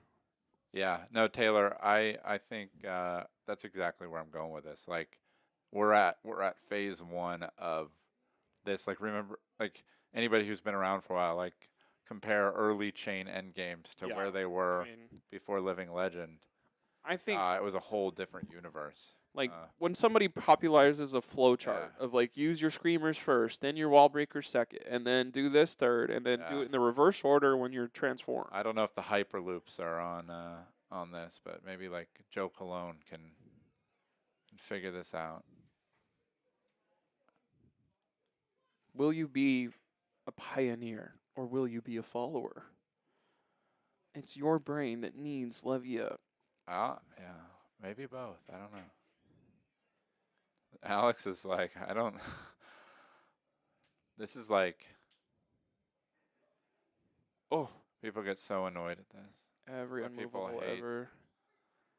Take 1 though. He's down to 13. He's got 1 card left in his deck. Somebody said bring Oh, back he's Chain. 15. That must be somebody who doesn't really know much about Flesh and Blood. Ban Chain forever. Oh no. Oh, that's game over. GG. It's been nice. Good game, good game, good game, good game. Oh, dang. He said, how about this? I'll block 3. And Does take 4. this officially mean that Alex is the better Vor? I think Matthew lost in the quarterfinals. Alex is looking. Oh, we get a rematch. Alex versus Zach? Zach, which was a finals, I think, of the 3rd AGE. Oh, my goodness. When Zach blew him out immediately. Yeah, but he was on Icelander. Alex knew. He's like, I'm going to come back with a deck that's good in. It's got Dromar. 700 poppers. What's interesting, too, is whenever... that's the wrong button. This one. So we're going to see Alex go forward and Zach go forward. If Alex wins, we have 7 different heroes, 7 different contestants that win the whole thing. Oh, that's very cool. That would be crazy. The other side is Zach could put himself as I am the best player in this thing because I'm the only person who's won twice, and go into the whole kit and caboodle next month as the only 2-time winner and be the clear person to beat. That's what we're playing for, ladies and gentlemen. That's pretty good. And Taylor points out that Matthew did top last Battle Harden and June Open, where Right. Alex did not. So maybe they're both the worst one. Oh, true. There's only one way to be I the best, think- but there's I two ways to think- be the worst. I think that's probably the answer. We will go ahead and take a 2-minute break to get some people reset, get some people I don't know. They probably need to put their deck box somewhere. Get another Diet Coke, get some water going, and then we will see. Is there a 2-time winner, or is there 7 different heroes and 7 different contestants over 7 things? Because we're the most balanced meta of all time. Can you do them from the beginning? Me Oldham? on Oldham. Second was John On. on Icelander. Great. Third was Zach on Dromai. Nailed it. Fourth, Arya on Warrior. Doranthia. Yeah. 5. This is May. May. Tyler, right? Oh, he's so forgettable. I hate that it's guy, easy to dude. forget Tyler. That's when I was here talking. I interviewed him. Oh my Yeah, God! on You're the Briar. one who would know that. Briar's forgettable. And then last, apologies. Colorado guy. Yeah. I'm sorry. Yeah, it's Great player. he's good. Brian Lorenz. Brian Lorenz. And- I just remember that too at the same time. And now it's either Alexander Vor or Zachary Wallach. Wow. Based. Yeah. And there's the proof. Katsu's name just chilling on the right side. Who That- knows Yeah. what that means? We will see you soon, and thanks for coming on with us again. Thanks today, for having me. bro. Appreciate it. We'll see you next month when you crush everyone 3 times and make top 8 again. Yeah, exactly. It's easy to make top 8 when there's only 16 of us. Or I it's don't make not, it, or yeah. it's really hard. Good luck, brother. And then they were like, "All right, I'm gonna rage quit and get out of here." And I was like, "Oh no, that's not great." Like, but then I played Craig in round 2. Is that really what happened? Well, You know what? If you miss something and your opponent doesn't allow you to happen, you have to live up with that because it was your mistake. oh well, now we're piling on. No, I'm just saying that, and it goes both ways. Because if you Yeah. let them do it and then you lose because of it, Then I that was feel your bad, choice. Yeah. And you put that by asking someone to do that, you put that on them. And Right. I feel very strongly about this that you probably shouldn't ask unless it's like low stakes. If it's just a regular armory, But this is a cold foil Uzuri, man. we're playing for This it. is a I cold won foil mine in a Uzuri. raffle, so I was Get fine. out of here! If you're gonna play sloppy offense and sloppy I didn't even know I was sweating that bad. Oh Hey, my look, God. it's like this from now on. getting down and So, dirty in it. We're getting on a tangent. So basically, then I beat Craig. Ooh, And you it was beat like, this is the first time I ever beat Craig in my life. And once again, it was one of those 3 times where when I beat somebody, they go, "What the hell just happened? This is not supposed to be true."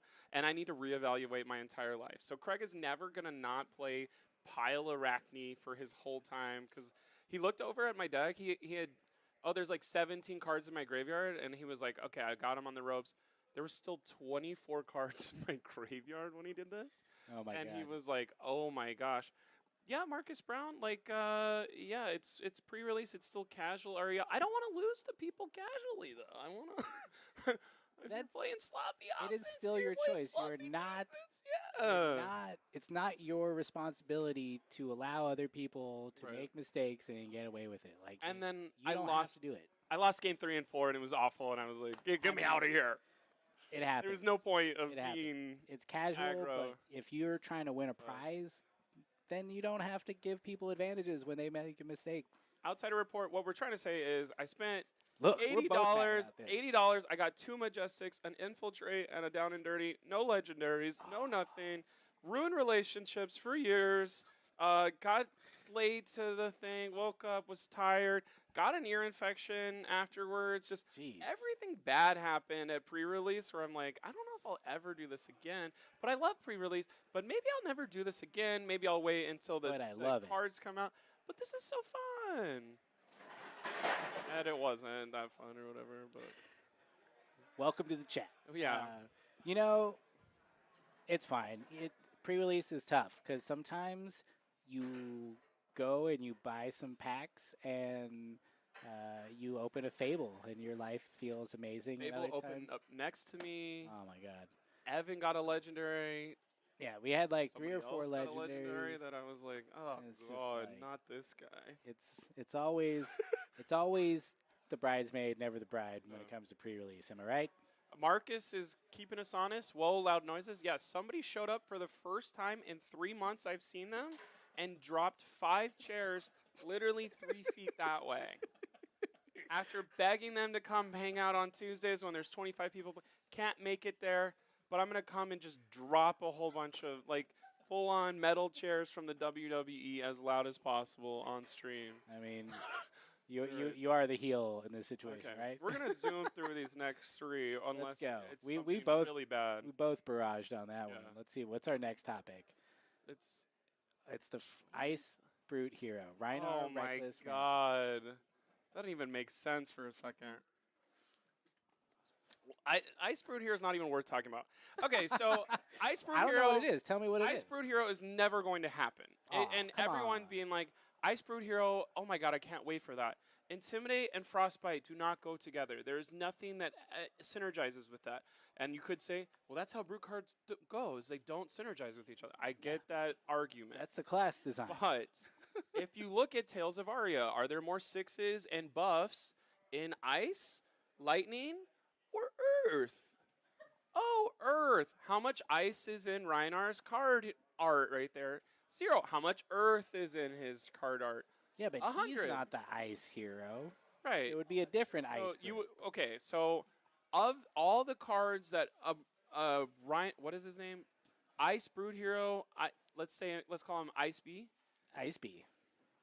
No, let's call him Yeti or something. So Oh if yeah, he Yeti, definitely would be a Yeti. Yeti can use channel Lake Frigid. Why would you want them to? Oh, you can't block from hand. And you It have doesn't now affect cards them. you can pitch. You have more cards Doesn't to affect pitch. them. It's like channel Bleak Expanse doesn't work for Brute. What would that do for you? Roll them dice though. Find out. Hypothermia's bust the 08, can't use it. Ice Amulet 08. Like Ice Amulet is like an intimidate, but it's an actual good intimidate. Maybe that's the first argument. You would have to completely make 6 more of those.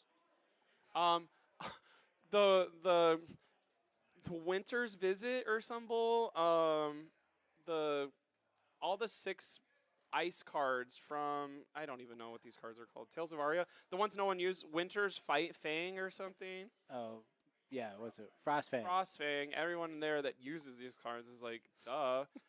Yeah, Frostfang doesn't work with barraging, like, all those ice attacks that we're talking about would not work with any of the cards that is currently in the thing. And you're like, yes, you would make new ones. What if you could Channel Mount Heroic, barraging. intimidate all their cards and then give them like 8 frostbites and deal a bunch of damage? Then they have all their cards but can't do anything. There's no way anyone behind me would play a deck different than that. Then it would just be 36 people playing Yeti meta. So it'd basically be a better old him is what we're Yeah, deciding and it's right like, do now. you want? Oh, the Ice Brute is old him, and we just gave him a shield. Like we've already seen that. Like cheering for Ice Brute doesn't make sense. You don't understand the cards of Brute and how they are. A better Nobody thing would be understands the Earth cards of Brute, where we could Blood Rush Bellow into a Channel Mount Heroic and just do 37 damage in one turn, and we set up for that the whole time. When we Force of Nature, but we can't use that because it's a specialization. What about a light brute? Next slide. Let's go. Here we It's go. not worth talking. Light Brute? Yeah, man. Soul Shield? Buyouts? I don't even know about buyouts. Like, buyouts? What are buyouts? What is buyouts? So we got, I didn't do the research on Salty Whale. So what's interesting about buyouts is you're buying cards, then they're out. Okay, everybody at home, this is the final, so get your finest refreshments. Cheers. Cheers. Crack a cold one.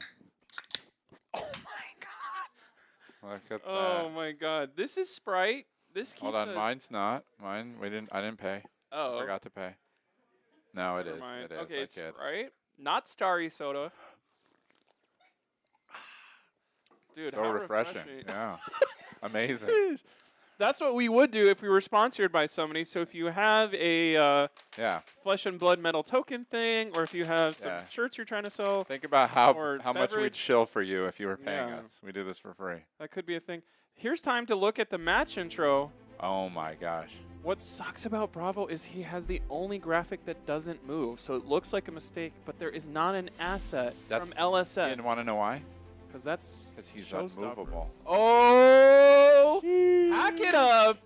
We're going to go ahead and give Craig the win today for that joke. Yeah, yeah. Oh, we're going to play Alex Vor versus a ghost. Oh my gosh, what happened to our timer? Oh, we're going to fix that.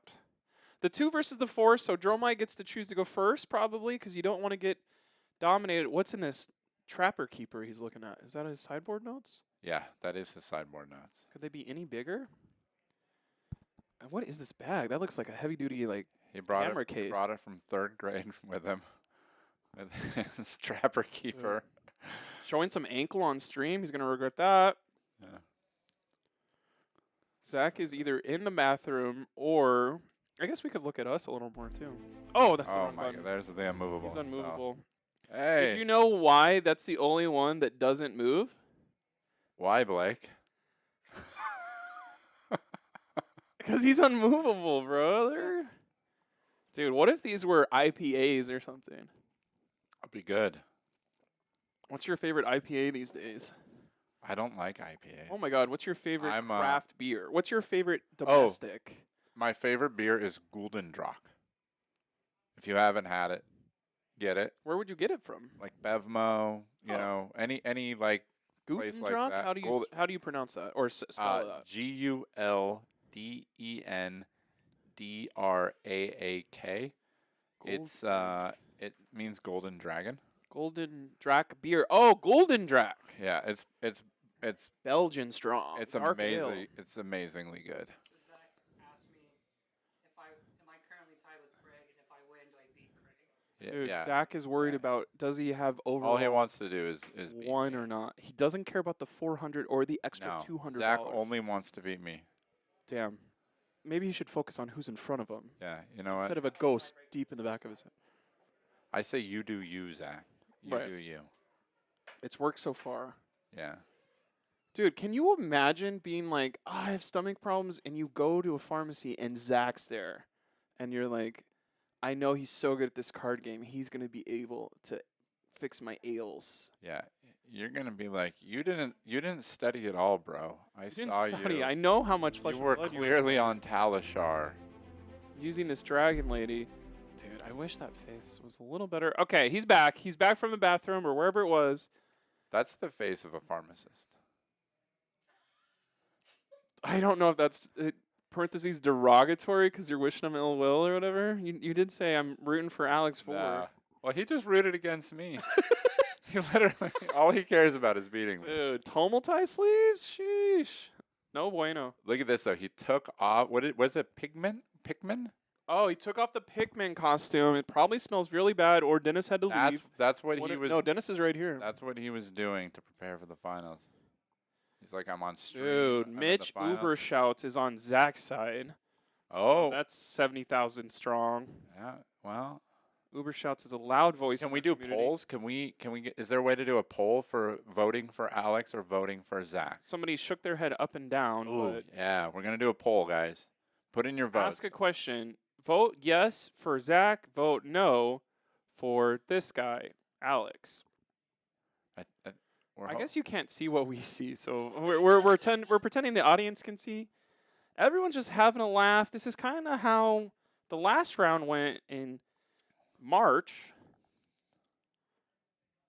but did not work out because of a turn 0 Tumultai for the Ash Artist. Yeah, Zach knows how to play Tumultai. Is Zach Big Dragon or Redline? He's more. I don't understand the question. I will not respond to it, as they say in He is Big Dragon. Arrested Development. Zach is Big Dragon. Zach beat me at Battle Hard in Los Angeles, so I'm on Alex's side. Zach has that lose to Mitch at Armory, Ooh, buddy. we got 64 for Alexander Vor. 67. Wow. Zach is on Big Dragon.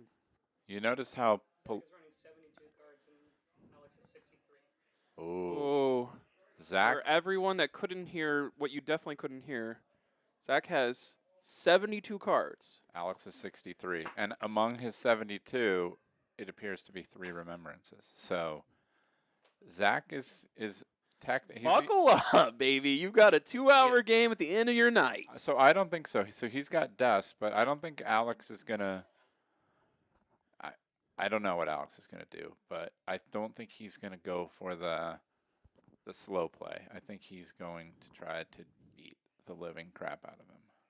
I think as you're watching a Dromai flip over their equipment, you do kind of see the, oh, you got Mage Master boots and Ghostly Touch? Like, this is going to be a long-ass game. Del Taco says Zach is the best Dromai in the world. Quote me. I'm going to quote him on that. 72 and 3 remembrance. That's actually so disgusting. Yeah. Girl, imagine being us right now. I haven't gone to the bathroom in 6 hours. I'm going to have to leave her. Okay, we got just a Nothos. That's what Pikmin is. Oh, they're cute. They're cute. So there was a yellow one, a red one, and a blue one. Those are the classic colors. Blue is water, yellow is electric, I think, and red can withstand fire. So it's kind of Pokemon. What I don't understand is Alex blocks with Spinal and then attacks with Anathos. We didn't say he was good. We just said he's in the finals. I hope that 63%. Everybody voted before they saw that play. Quote me on the quote unquote.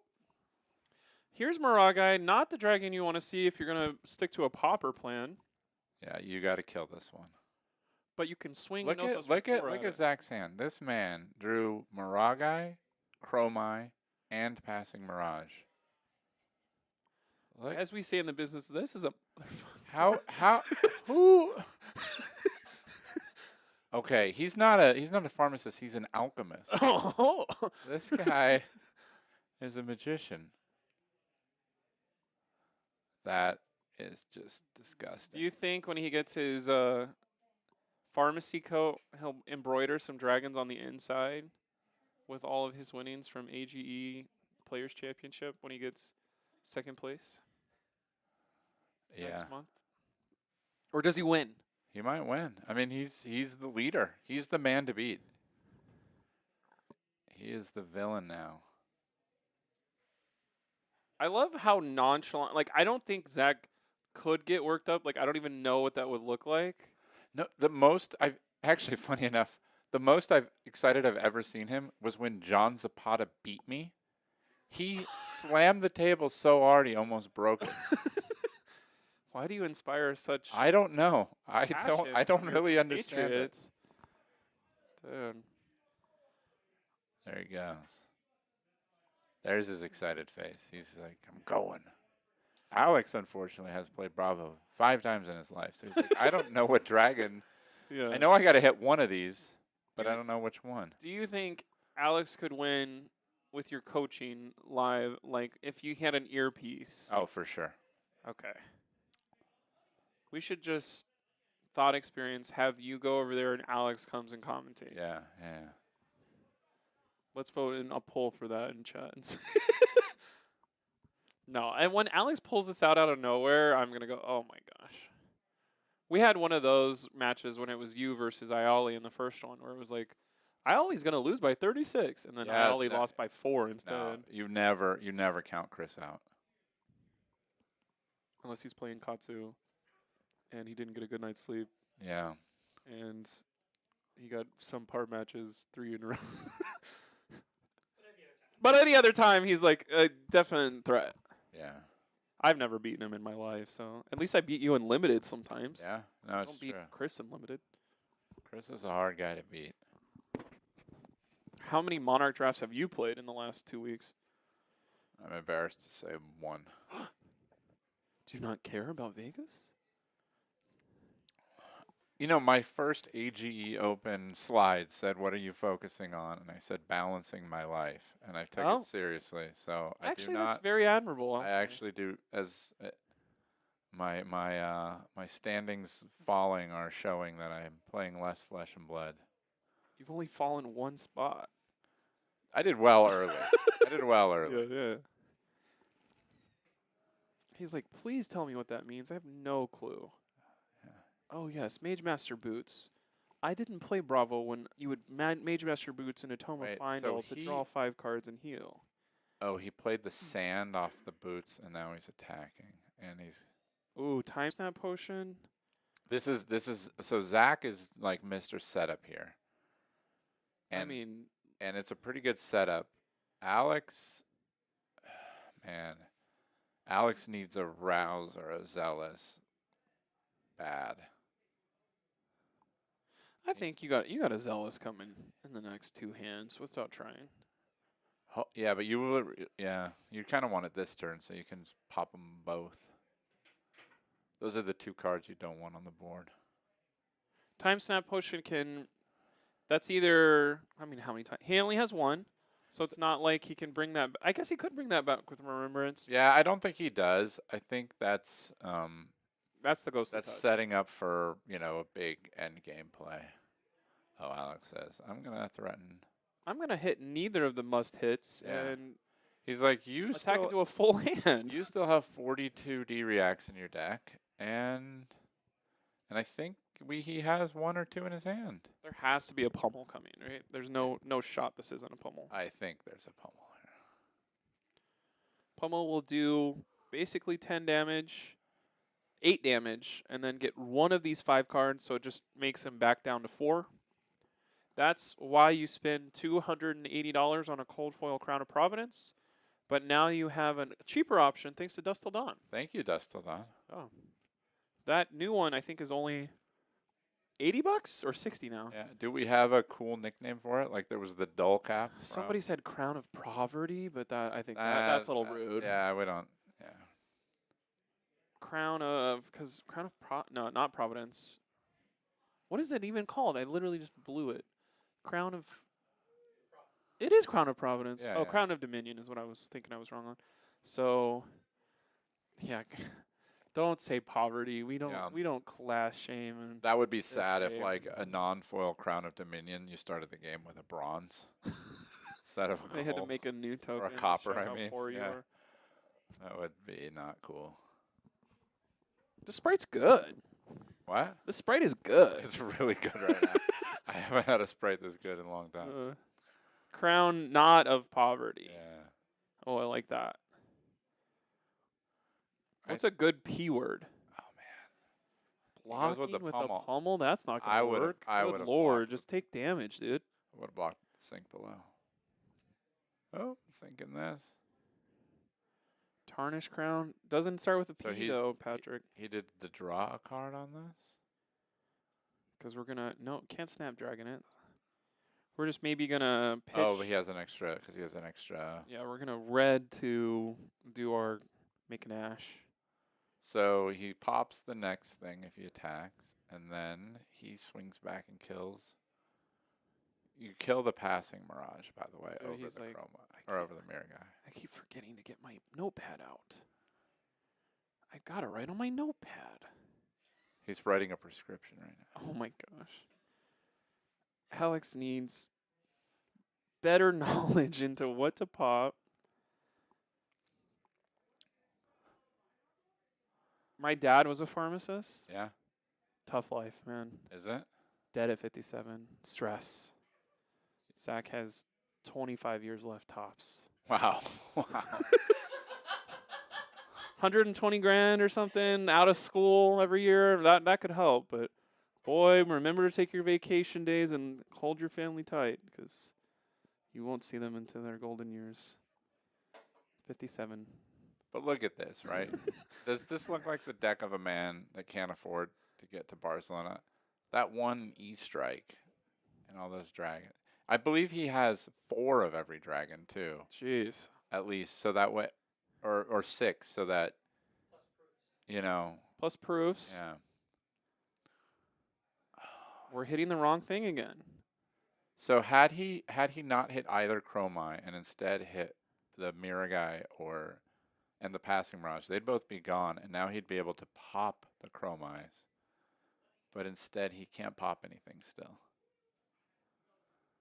Are dragons balanced or a little bit like, hey, maybe if not all of these dragons had go again on their invoke, there'd be a little bit more of like, I don't know. It feels like if you don't have the right deck, dragons feel like they could just overrun you, especially with some of the new cards coming out.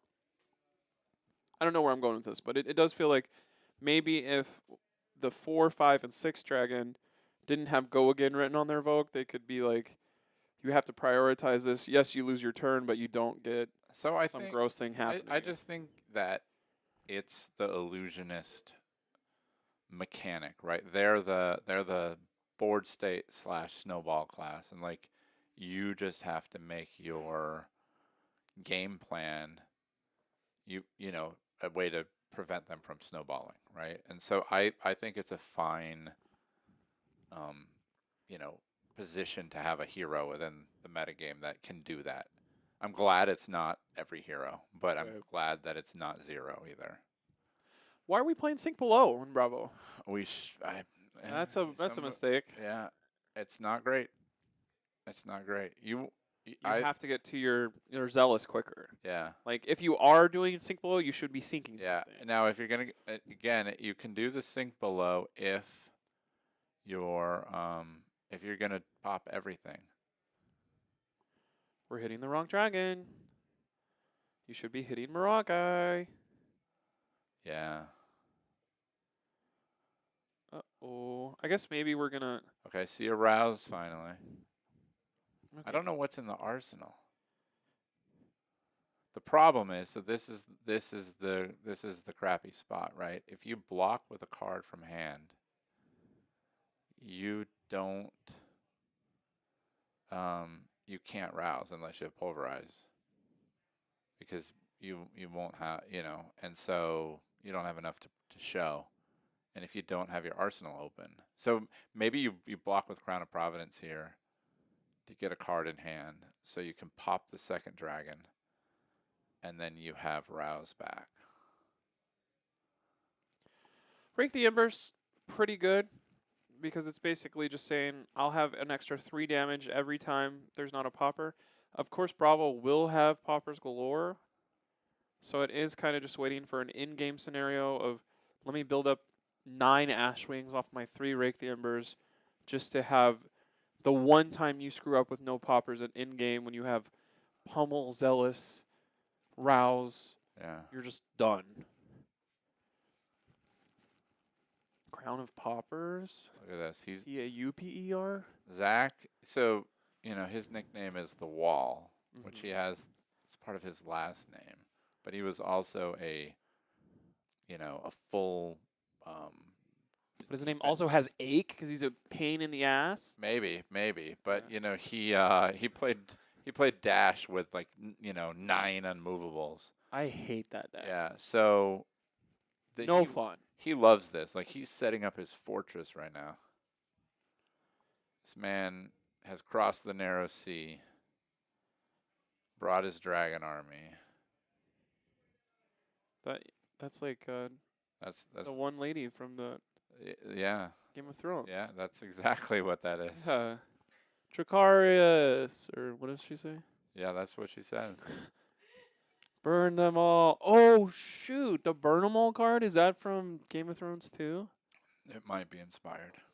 What is her name? Daenerys or something? Yeah. I think it's Dromai, the Ash artist. Dude, they should make a Game of Thrones fab. I think they did. I think we're watching it. Bro, you're in it. Get used to a Game of Thrones fab. You've been playing some surprising.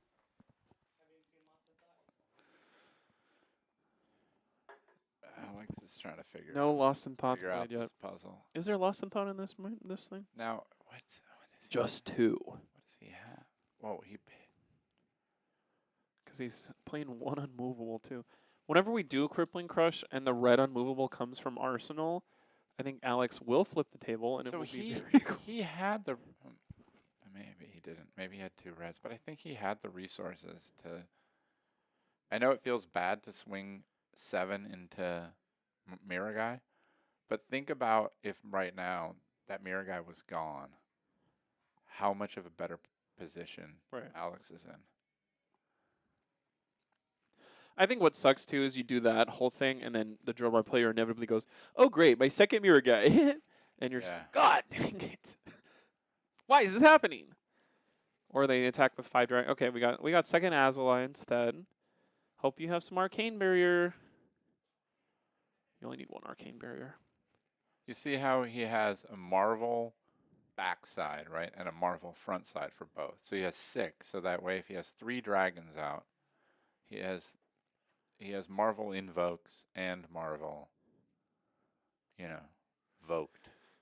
This is more money than my everything I own. I sleeved up a Dromai deck, and like I said last time, I have 0 Marvel dragons in it. I mean, my draw my deck I think is And- $22. And I got all token Ashwings. Nice. But what I did is I foiled out the non-dragons. Because I feel like that's like extra, extra tilt. Dromai is fun for you to play, or I thought it would be a little more cool after seeing everybody love it this much. I haven't played that many games, but I enjoy it. The sprite is so good. Holy crap. Every time I take taste is so good. We should really get sponsored by a major soft drink. It's 50 years of Sprite. Oh, celebrating 50 years of hip hop. That's kind of weird. Oh, great. I have 43 health now. Too bad you can't sigil and get 3 extra years of life for pharmacists, We're remembrance number 1. Gonna go get another. Chromai, and passing Mirage. Remembrance should be punished by attacks, but it's kind of hard where you block 9 and then just a remembrance in the back. But that was a squishy hand where if he had gotten away to do crippling crush through that, oh boy, it would have hit because remembrance and sigil doesn't really work. Somebody's watching Levia's dice from from a while earlier. back. No, it's true though. That is a lot of 4 pluses that they had. What's the upside down dragons? So We finally hit Maragai. if- We have figured it out. if Alex can get to his second cycle, he's in great shape. But Maragai comes down immediately. I hate this deck. yeah, I hate this deck. I hate this deck. Everyone that's bringing this deck to nationals, let it be known I'm praying to a god I don't believe in to make you lose. Whoever is praying for you, I am working twice as hard.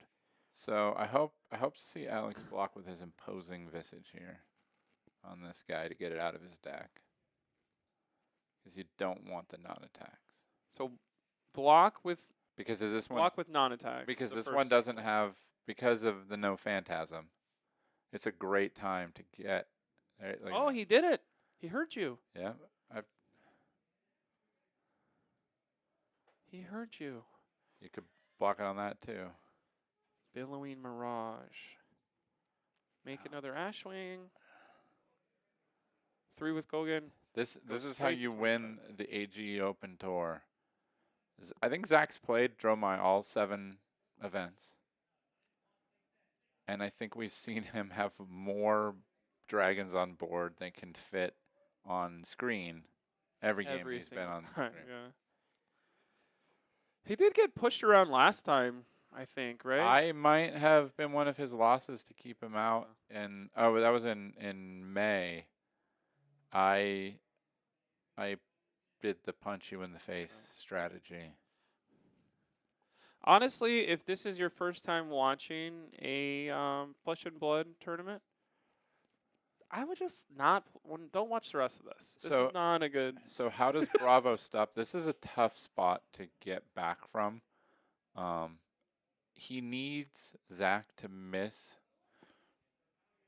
Miragai and passing Mirage for a few turns, Because right now he's actually he's fairly safe from damage, given that there's everything has Phantasm, and he can start. Blocking with a non-attack action. This is perfect. Yep. Yep. It's like he remembers seeing his buddy Craig do this the last time he watched. Yeah. Do you watch the old AGE games? I always or- watch him afterwards. Nice. It's fun to watch. What's your favorite one that you watch for people at home that are looking for man. a good match to watch? Put me on the spot here. Give me a second to think about that. Okay, I'll keep talking. This is Azulai number 3. Yeah, but like only one of them gets to attack. Adam walks up and goes, "Oh, this game is over. I'm gonna go organize some singles in the back." Jeez Louise. But he did his first remembrance on Chromize, which are bad, but they don't remove Phantasm. Right. And Did you say you can swing he twice? has 2 Mirror Guy and Passing Mirage he did put back. So, and Zach's playing a fat deck too, right? He's, like we said, 72 cards. So he has a long way to he has a lot of turns that he can potentially miss those cards. And without those cards out, all he does is lose a dragon every turn. And you may be asking, why 72? It's every single card he's allowed to play because you can't 100%. do any more equipment. So Alex is opting. He says, I think I'm behind enough. I need to just play cleanup. We're in an untimed match. The scary thing, though, and this is where you kind of don't want to be, and what Zach is playing around, is you can see those 2 red dusts and that time snap sitting there. And you kind of forget about them because it was like 7 hours ago Right. when they got played. And they're played in the back left. Yeah. Not by accident. He's like, Like, you're not used to permanents being below my ghostly touch. don't look at these. And then he's going to play Vincerakai and with no Phantasm and get you in a spot where you can't kill him. Putsy says, how does Bravo stop this? I think one quick idea would have been hit Miragai about 5 turns earlier. Yeah. That's a good way to stop it. And then, because what you want to be doing is you want to be hitting them and forcing the Dromai to block with their dragons so they just can't play them in the first place. So you get in this spot like this where you feel compelled to pop them and block them, but you really don't want to be because you get a lot. He has a Crippling Crush in his hand. That can single-handedly kill 3 dragons when Zach has to block with the three from his hand, right? You kill them before they're even invoked. Yeah. I think the last time I brought Bravo to a armory once, and I played our local dragon lady Justin, and it was how Bravo wins is you draw the Zealous Belting. Oh, what did he put in for remembrance? They put in 2 Miragai and a I forget. I think that's a signifier to whoever you're a playing Rake against. the Embers. Like, you're putting this more in. I guess I need to prioritize them when they come back around. Whenever I did win against a Dromai, it is literally Zealous Belting into a Nothos afterwards, or Zealous Belting, or the other one, Rouse the Ancients. Yep. You have to do 13 plus damage Yep. to make Dromai pay attention to you. Now, one of the differences between my and Alex's deck list for this event was I had E-Strike in, which is not a great Bravo card, but it's exactly to your point on this. How you win this matchup is 5 go consistently 2 attacks a turn, again. and so having an extra 3, even if it's not like the best card in your deck, it's more of that. Now Alex has, I think, only 1/6 or 0. He's moving. He's doing his I Brody's saw Spurlock impression. Showtime. I saw an Visage. There is a Macho Grande, I believe. So as long as there's not a Chromai, he's good. There's a Chromai, though. And I think he drew a Passing Mirage again. So we're back. Ooh. He's checking his phone and wondering, I wish this said 8:45. It is 8:45? Oh, my God. Bro, what? I got to go, dude. I don't got to go. I don't have anything to do on a Saturday night. But Chili's is closing. You got to. I thought we were gonna get out of here early. Right though. Yeah, it's gone though. It was pretty good though. 50 years of hip hop. We've got somebody in a boot walking around. Oh wait, Your very so expensive let's see equipment. if Alex sees it. So I think he has imposing visage. So and if he has showtime, if he has showtime in his deck, he could, you know, Go pulverize you or pitch 6 to get to imposing visage to get a showtime, to draw a card. I guess he has to get rid of his arsenal. What the heck is in his arsenal? If it's not a crippling crush right here, what? I don't. Okay, we're just killing dragons. Why did we keep 2 non-poppers in our hand? I don't know what's happening. Oh, we drew Sink Below and this is a 0 popper hand. This is garbage, mama. We're going to regret this immediately. You want to sink so you can get a popper. But you need 2 poppers.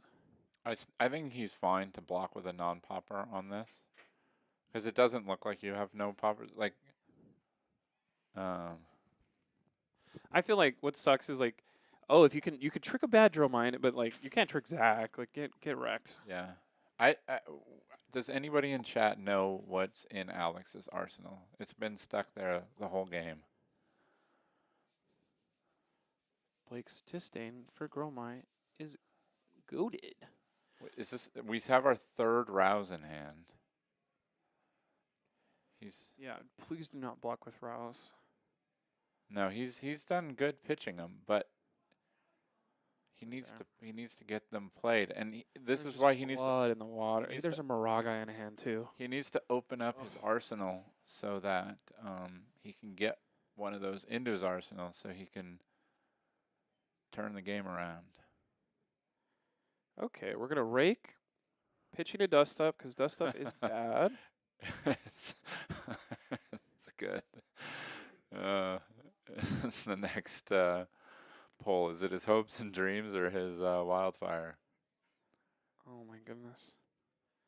I think it's an unmovable. Well, do not play defense reactions against Dromai when you're trying to race. If you only have 63 cards in deck, why are there Sink Belows and unmovables? But if you're like, oh, I just brought this new deck here, and you haven't played every single. Well, how else are you gonna block Kyloria clean, Blake? Your 16 block you have on your your equipment. Let him draw a card, bro. Or you pop it. Oh, that makes sense.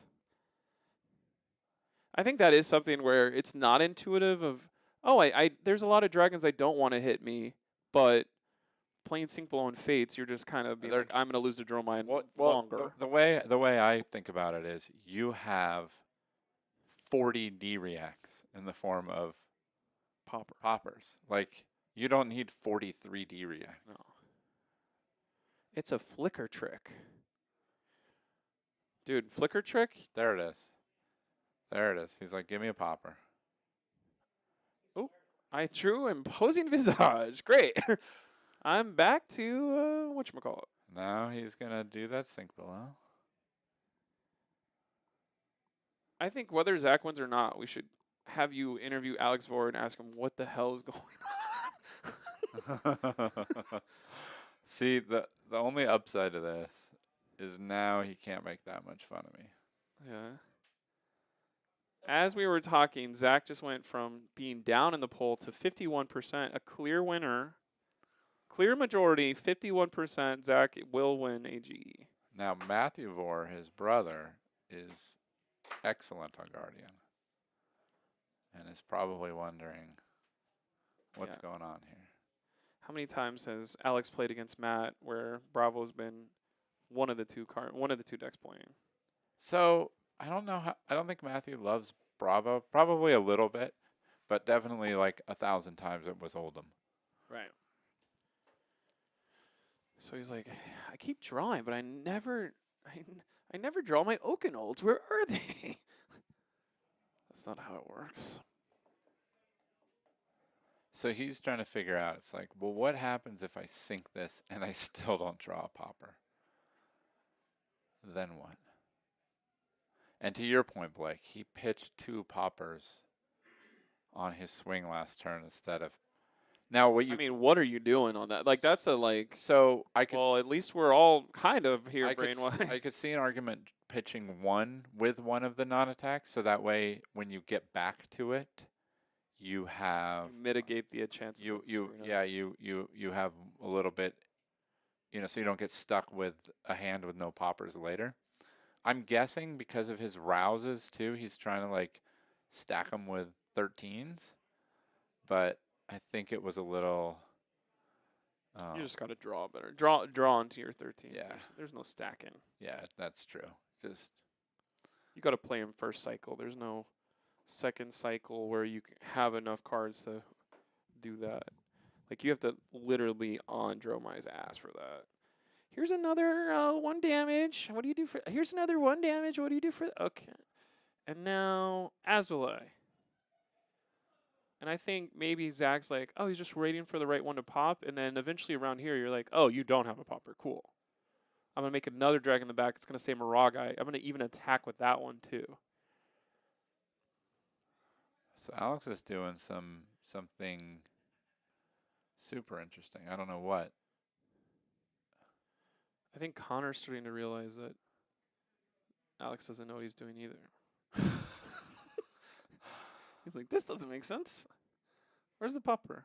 What's he gonna do with his hand?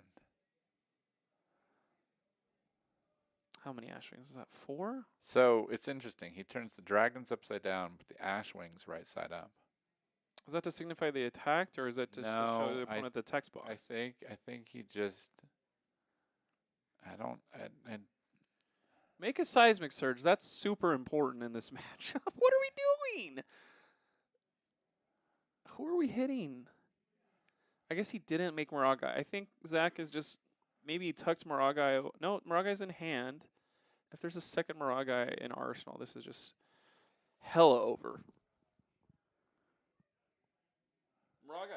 Maragai, number 1. I guess the only. Yeah, I don't know. Oh no, I was about to say Maragai number 2.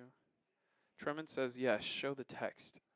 People must know what the dragons do at all times, or you get penalty.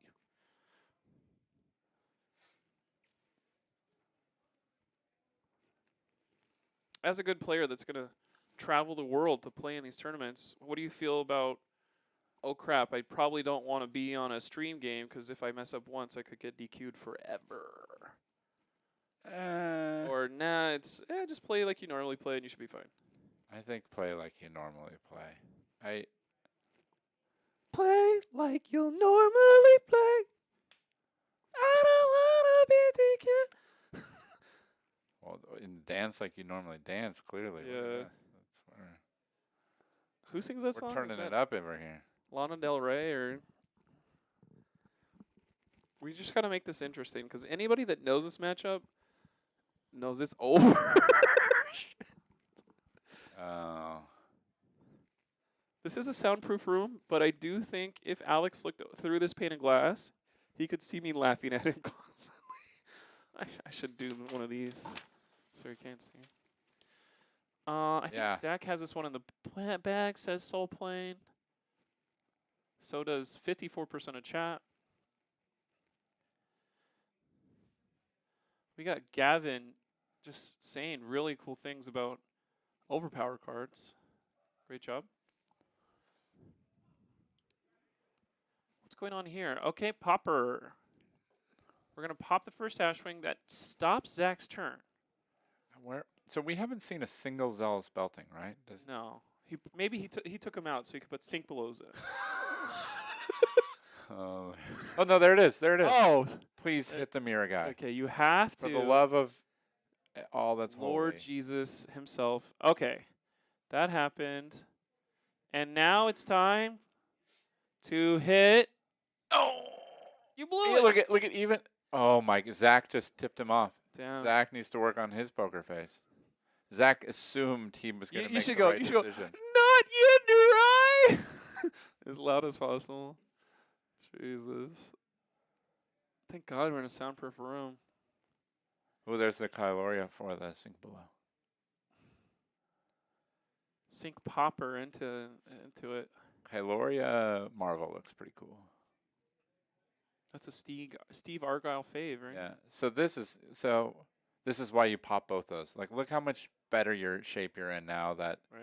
now you just go boop, and you got 4 cards to come back. I see a pummel. What did he arsenal again? Probably an Oasis or something. Wow. There is one Oasis in the list. Did it make the 63 cut? I don't think it did. Let's see here. So 60. He's got 60. He's got 71. So he took out 8. So it's going to be Oasis. What did? Should Oh, be he probably red took unmovable. Warmongers out, right? Good lord, if he played Warmonger. Maybe it's not the worst against Dromai, Actually, but it's Does it work? Like you can't You'd have invoke to a dragon zealous and in- attack at the right. same time? So you'd it's have probably to decent. zealous into Warmonger to make it interesting.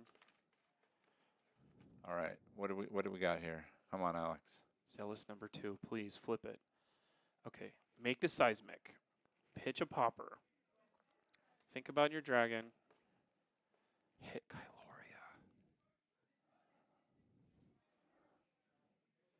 Or no.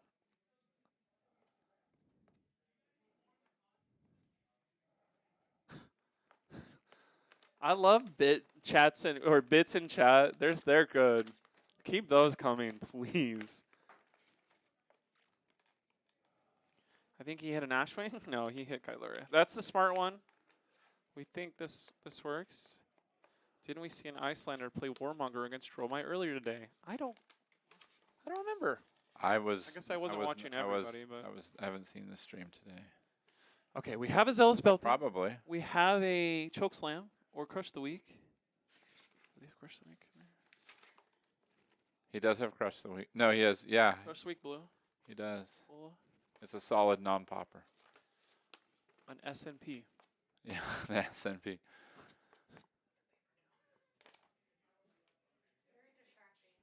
Sorry, I have to keep my brain occupied by playing with papers on the desk because Blake does not enjoy this style of matchup. I mean They brought me in because I can actually pay attention to Dromai versus Guardian. dude, you know what I really love about Flesh and Blood is 75-minute games where a mistake in minute 22 dedicated. Okay, so let's talk about that though. Okay. Like, do it. since we are now 40 minutes in, Right. and it was 3 minutes in when that turn to go Miragai Chromai passing Mirage happened at the beginning of the game, and we popped in the wrong order, We hit Chromai first. and we're now 37 minutes later. We're probably like through the whole, we're almost the second cycle, and we're still trying to climb back up the hill from that. Right.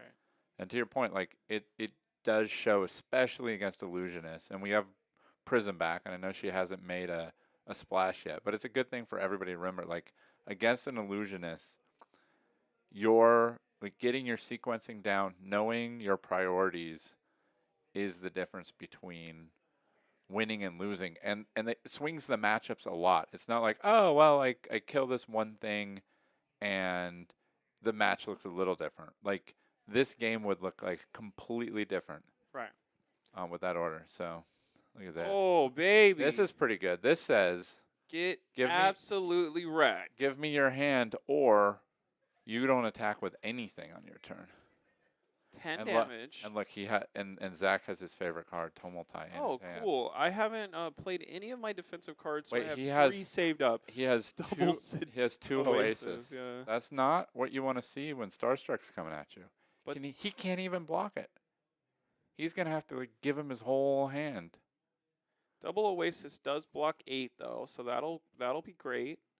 Take 2, and then we can still attack with 1 dragon. So threaten 3, whether it's physical or 1 arcane and 2 physical. Either one of those would be the one you would flip over there. Okay, we're getting some furnace. He says.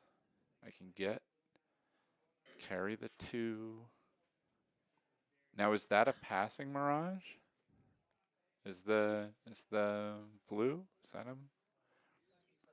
Or yeah, it's either lost in thought or passing mirage. There's no way he's playing flicker trick. That'd be crazy. Yeah, it's definitely not passing mirage. Lost in thought. So he would have wanted to play that. Actually, I don't even know if that's good into Bravo. I mean, it can be on the one hand he has 1, but Bravo has Alex 4. I think. I guess he has enough.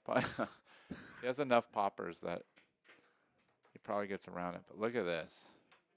Yeah, he's pitching it. Saving the lost in thought for the end game. So he still has 2 cards. That's got to feel very bad if you're Team Vor here. Now, I don't even think he can give his dragons go again here, right? He has, is that Vincerakai and Tumultai? 2 cheap dragons. So he's going to look at his hand just as a bluff here.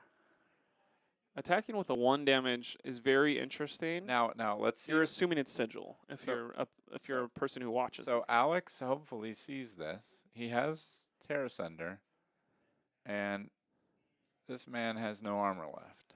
I think he has Zealous and Terra Sender. Quote unquote taking it is kind of, you guessed right, and you're going to be rewarded. This is the basest thing you've done. Jethro loves Vor. Everybody loves Alex.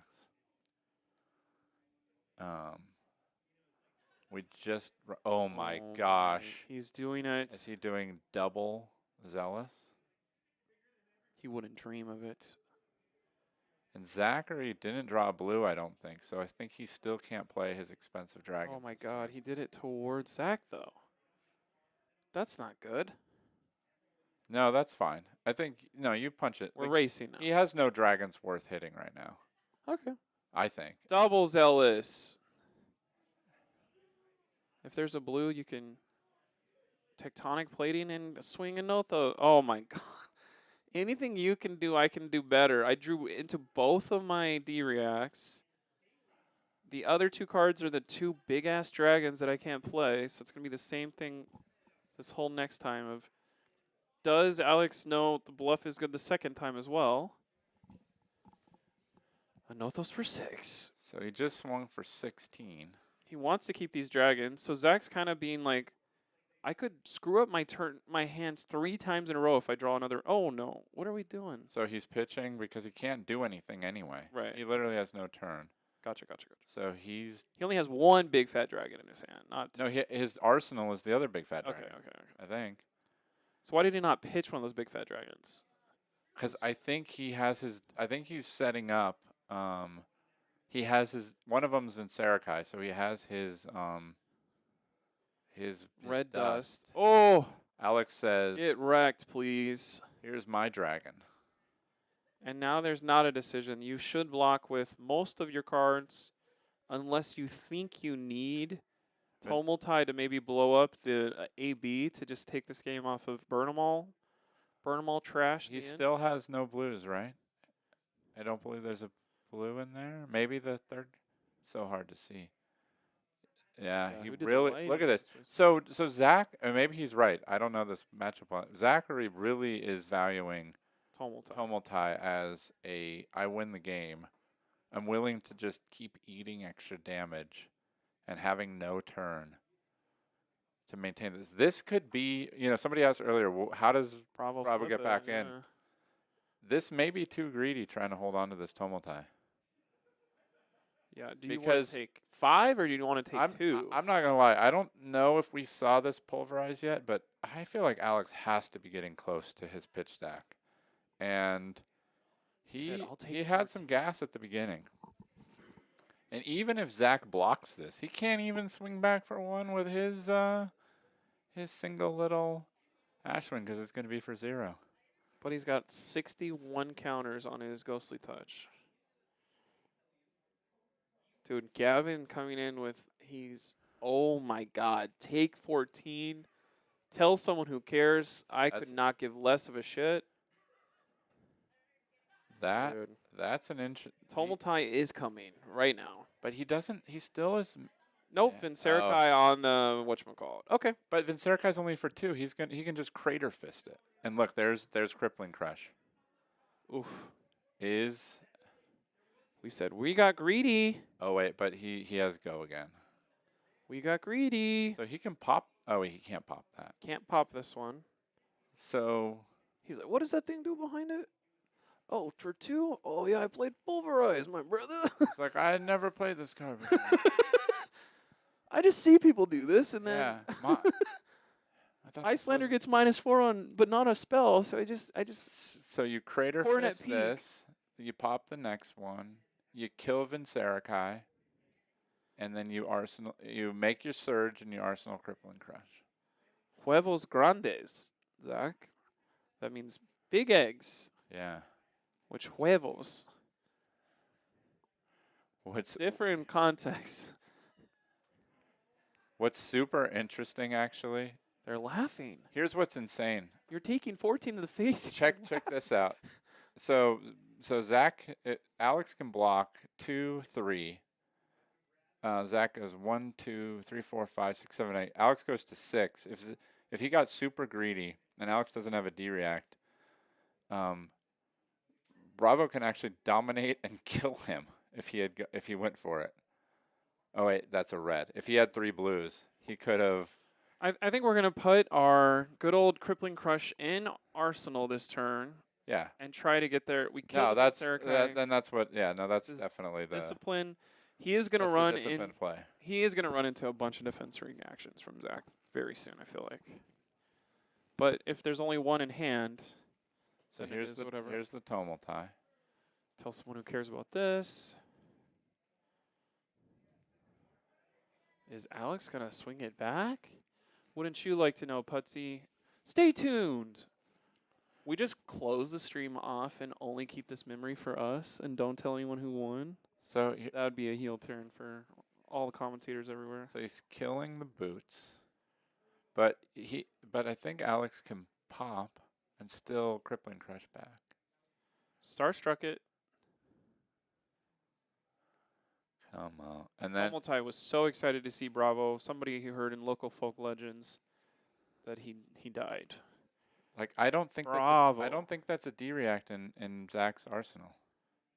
Crippling Crush. Look at this, and Dominate. he just drew his entire remembrance. Look how well he shuffled. All 3 remembrance cards are next to each other. Jesus. This is yeah. Oh, he goes. This is he goes- great. he You says- have to talk to Alex He for an says not hour like about this. this He game. says not like this. He goes. Alex literally just left, and I think even through the mask, I could hear him mouth. I can't Yeah, believe this worked He's out. dead. That's what I was just saying. If he Jesus doesn't have a D-react, he Christ. actually has the kill. Jesus Christ! Why in the world would you take 14? Is somebody in chat, and I almost believe it. That's people don't Charity given. people out. don't appreciate the way Bravo can close a game. 14 plus 11 is is- 25 damage, where Yeah. it all comes in, and like that's 21 damage that was not he blocked. wanted to save the Tumultai. We thought maybe he blocked 9 and saved Tumultai. He blocked 0 to save Tumultai. So he got the tectonic plating, but it cost him his life. You are going to be talking to Alexander Vor, our latest AGE champion. You're going to present him this medal. Okay. You're going to say, "Oh my God!" Oh, that's the Oh, wrong one. I'm gonna. You're going to say, "Oh my God! You won on Bravo? You're a Guardian player now." What's the question you're most looking forward to asking Alex for, and what do you think? No, I he'll was respond? just reading Dark Donuts and having to say eat my words. No, I don't. I'm still gonna. Imagine give him, talking I'm still crap gonna about give him Alex for crap. 40 minutes. I mean, I think Uh, it is like Zach smelled blood in Ooh, the look, water. by the but end, Zach was looking like he was winning the poll.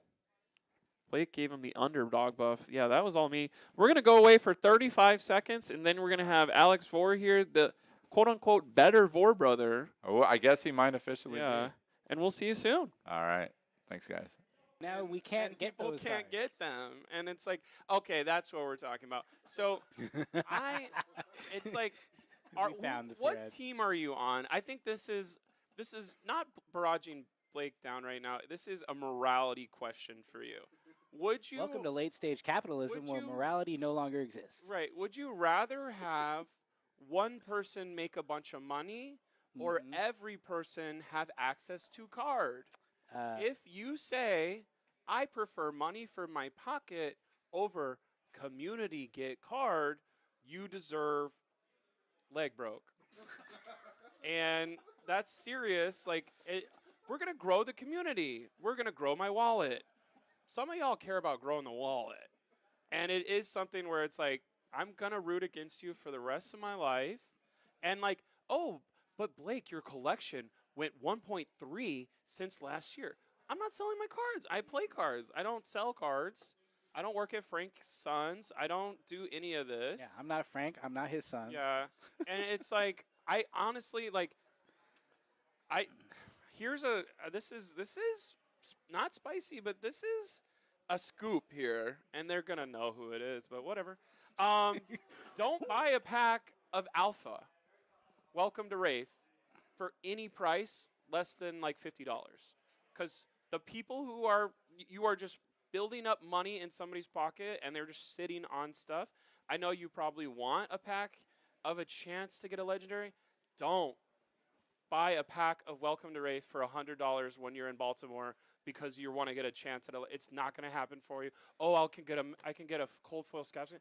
Not Just buy a bunch of scratchers and then yeah, like come use on. the profit Go play from poker if you want to make money on a card game. That's Like true. why are you and like I think one thing that buyouts are doing that I really hate about this is I am encouraging people to join this community and join this card game. And whenever you say, don't worry, tunics are $375. Like, you're just like, Jesus. They used to be $110. I get that there's more players. But like, when somebody says, oh, I opened up a tunic, great. I can sell this to someone for almost $400. It's kind of gross because I'm not trying to be charity where we give these cards away to new players, but it is kind of like a homie discount type of thing, or welcome to the community. Here's a tunic for $150, $170, like a price I paid in the past. I'm not saying lose $200 on this because it's market value, but when we run ourselves out of players that come into this game because it's so expensive, we're all going to be looking at each other 2 years from now being like, I wish we were playing more Flesh and Blood. And then the 16 people that have mansions will have mansions. Just Scrooge McDucking their cards in their giant vault filled with cold foils. You know, I think this just, reiterates the truth of Tunic was a mistake. Right. And the biggest mistake that they can undo in this game. Right. And it's maybe like sell your tunic now because they're going to ban it soon you or make whatever. money, man. But I think if I can soliloquy and aside or go on a tangent here, Preach. this is I won the first of these, and I'm proud to present Alex Vore with the most recent AG Open medallion. Thank you. You can't wear it to the next one because there is no next one, but maybe next season Well, you can show up as returning champion. I've been champ. told that everybody has to wear theirs to the Players' Champ. Okay. Zach said that nobody had gotten two, so if I didn't beat him, he would have had to. He would have. I kept yes. it fair. You kept it fair. You Kept kept it it fair. honest. You made sure that one person won each of them. Yes. You were the first Bravo to win. A guardian in my veins. Yes. What can I say? So talk to us. How did it feel? How did you win this event on Bravo as a guardian, as a wizard? I mean, As a wizard, well, every time I used Anathos, I pretended it was Voltic Bolt for 6. okay. But, I actually thought I was going to 0-2 drop because I got crushed by Katsu round 1. He did the double bonds, destroy all your hopes and dreams. And then in round 2, I think the Sonata just living on the 5 non-attacks, not even close. And then every game after that, easy. Easy. So you went X and 1 today across the whole event. Yep. And I probably 85% of the time I'm X2 at the start. So Nice. Good job. Shabby. So talk to us about that finals. That was you weren't looking great there for a while. How did it feel on your side? really bad start for sure. He started off with a lot of of the dragons you don't want to see, like Chromai really bad, Miragai, the passing Mirages. Surprised that he used the boots as early as he did, but I mean, he was so far ahead and he had developed the time snap and everything. I mean, the time snap effectively a replacement for the boots. So he was in a good spot. so far ahead that he was able to just remembrance the good stuff back in first cycle. I mean, my plan wasn't to be as defensive as I was, but I knew that, hey, if I just ignore him and hit him, this is not going to work, right? Yep. So you got to take it slow. And so my main thought was I want a really good second cycle. Like, I know his strategy. I think he's got the instant, for the gloves, right? You can't do it. Or maybe he was going to use a passing mirage for it. I'm not sure. Zach's obviously really good on Dromai, so I was just trying to weather the storm, phase through my non-6s in the first cycle, especially on things that didn't have Phantasm, eat damage where it made sense. Every popper matters. And, I did hit the end of the second cycle there at the first one, crippling. It was a little bad because I had so many reds at the start, right? Yeah. But I get a Starstruck and a crippling in there, so, was able to leverage that after he, gobbled that big pulverize. Yeah, were you freaking out a little bit on that turn where you had no poppers? Yeah, so it's tough. I mean, when you use the crown, you probably telegraph really hard, like, hey, I don't have a popper. I was doing the math. I was like, the thing that really sucked is I didn't have a good swing back, like, with my 4 cards. So, like, bluffing it, like, I'm just wasting cards. So I was like, I'm okay using the crown. Let's see if I can find one. If things get really bad, I've got the sync to go again, which the next card was Zealous, so it would have been a miss if I was forced to do it. So it would have been a really good time if he had a strong turn. Thankfully, and one of the things that helped me a lot since I was on the back foot is he arsenaled his sync blow really early. Generally pretty good against Bravo, but since I was so far behind, it basically cut him a card the entire game, which helped a lot. Yeah, while you were doing cleanup. Yeah. No, that was quite the turnaround. We thought it wasn't looking good. The chat, you can see on the screen, Zach, 51% chance to win.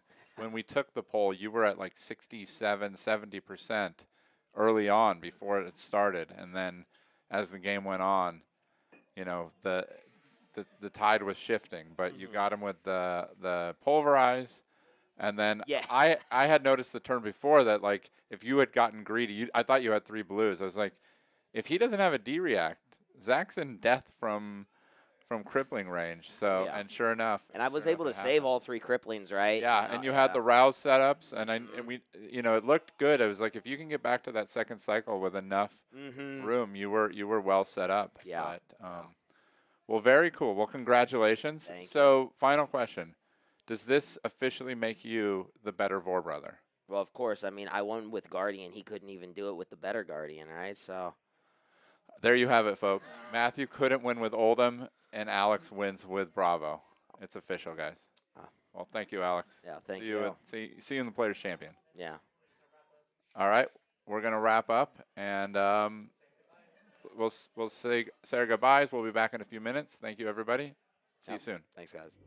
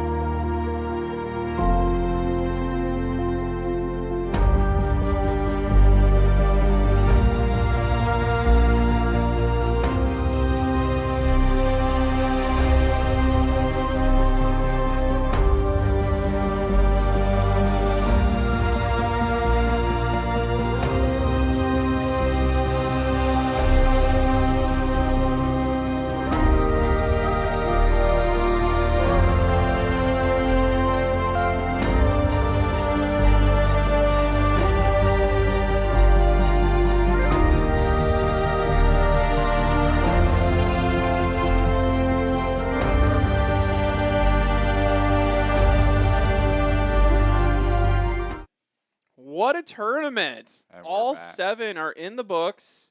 7 winners, 7 different heroes. It did happen. Yep. How was talking to Alex? Talking to Alex is always amazing. Uh, I hope everybody enjoyed it. He's standing by his pitching poppers away. Yeah, he says he was right, so maybe I'm wrong. I don't know.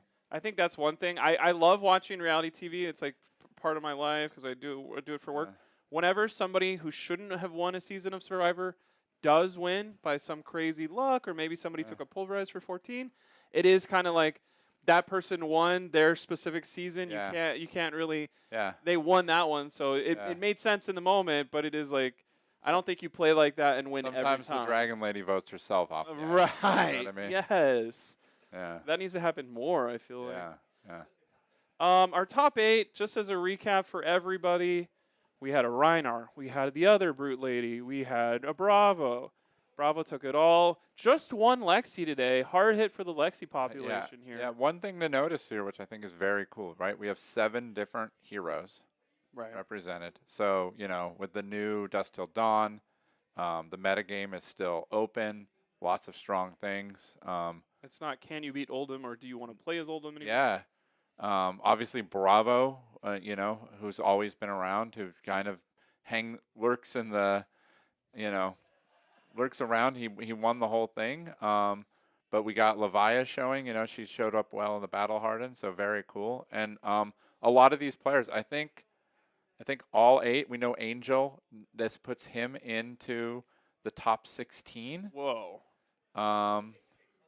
So Jake is in 15 on this graphic, but he's losing the tiebreaker to Travis.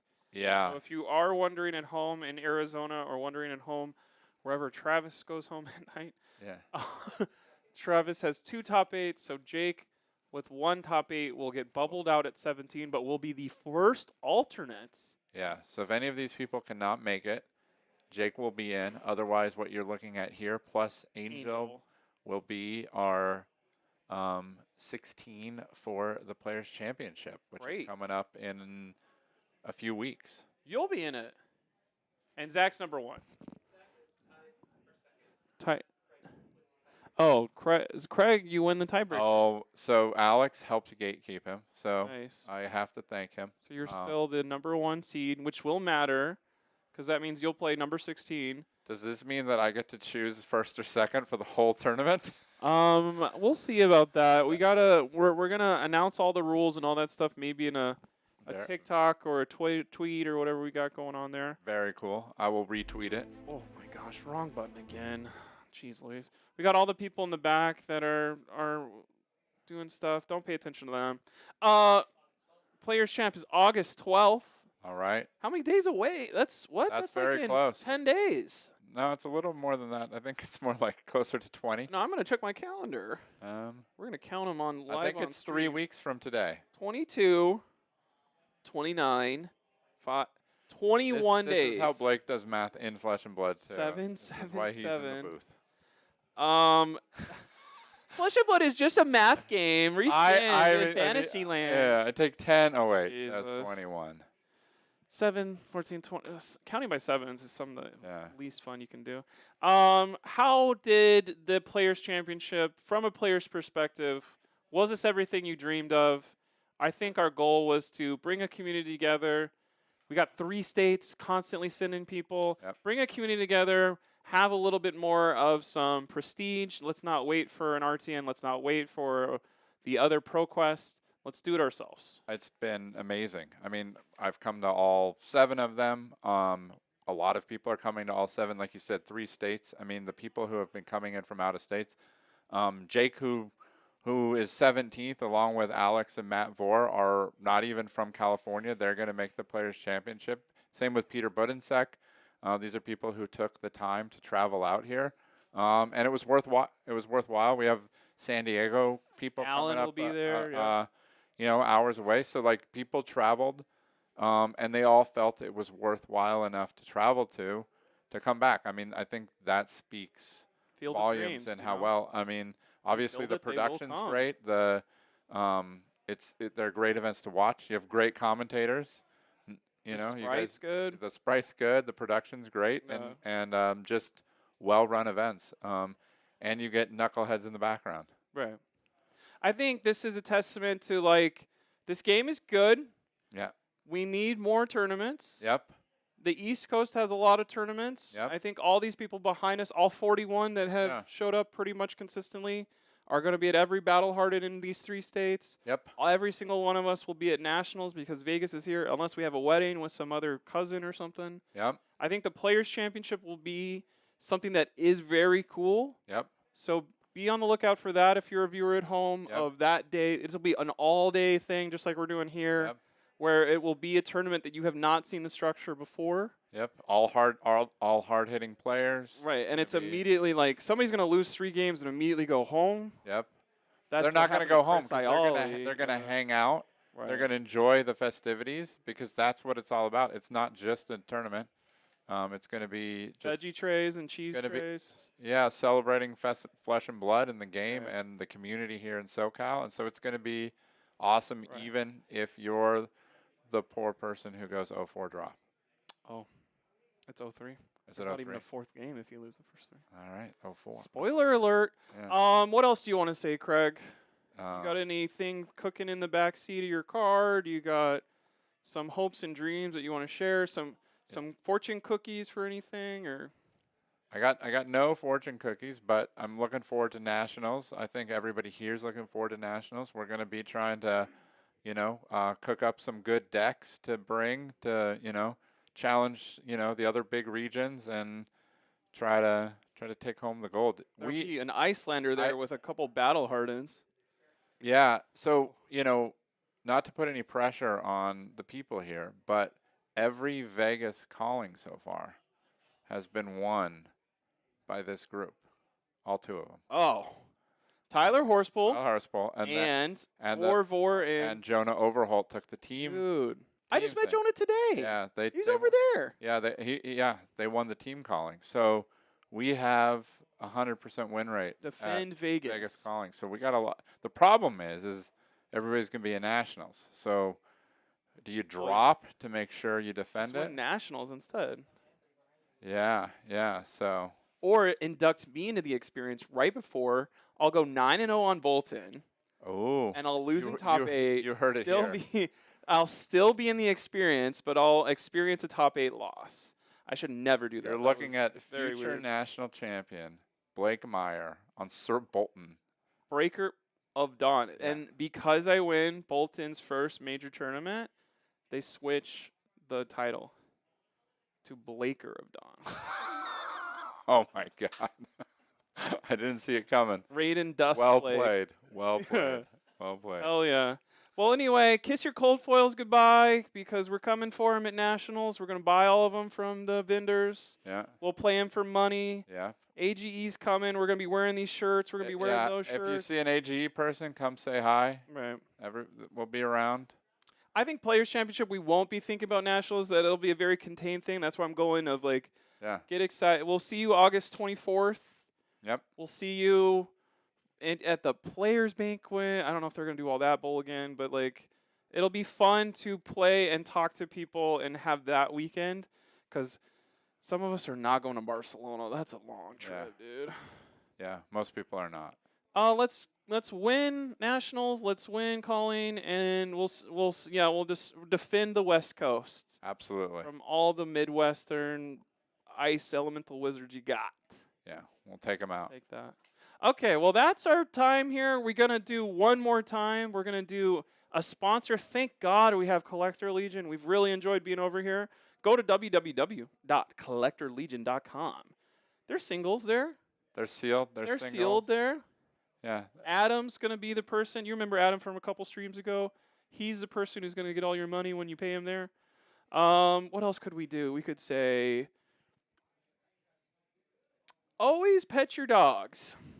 Yeah. And spay and neuter them. Okay, thanks, Bob Barker. You're welcome. That's our time here. We're going to go into some credits. And love you guys. Thanks for tuning in. Thanks, everybody.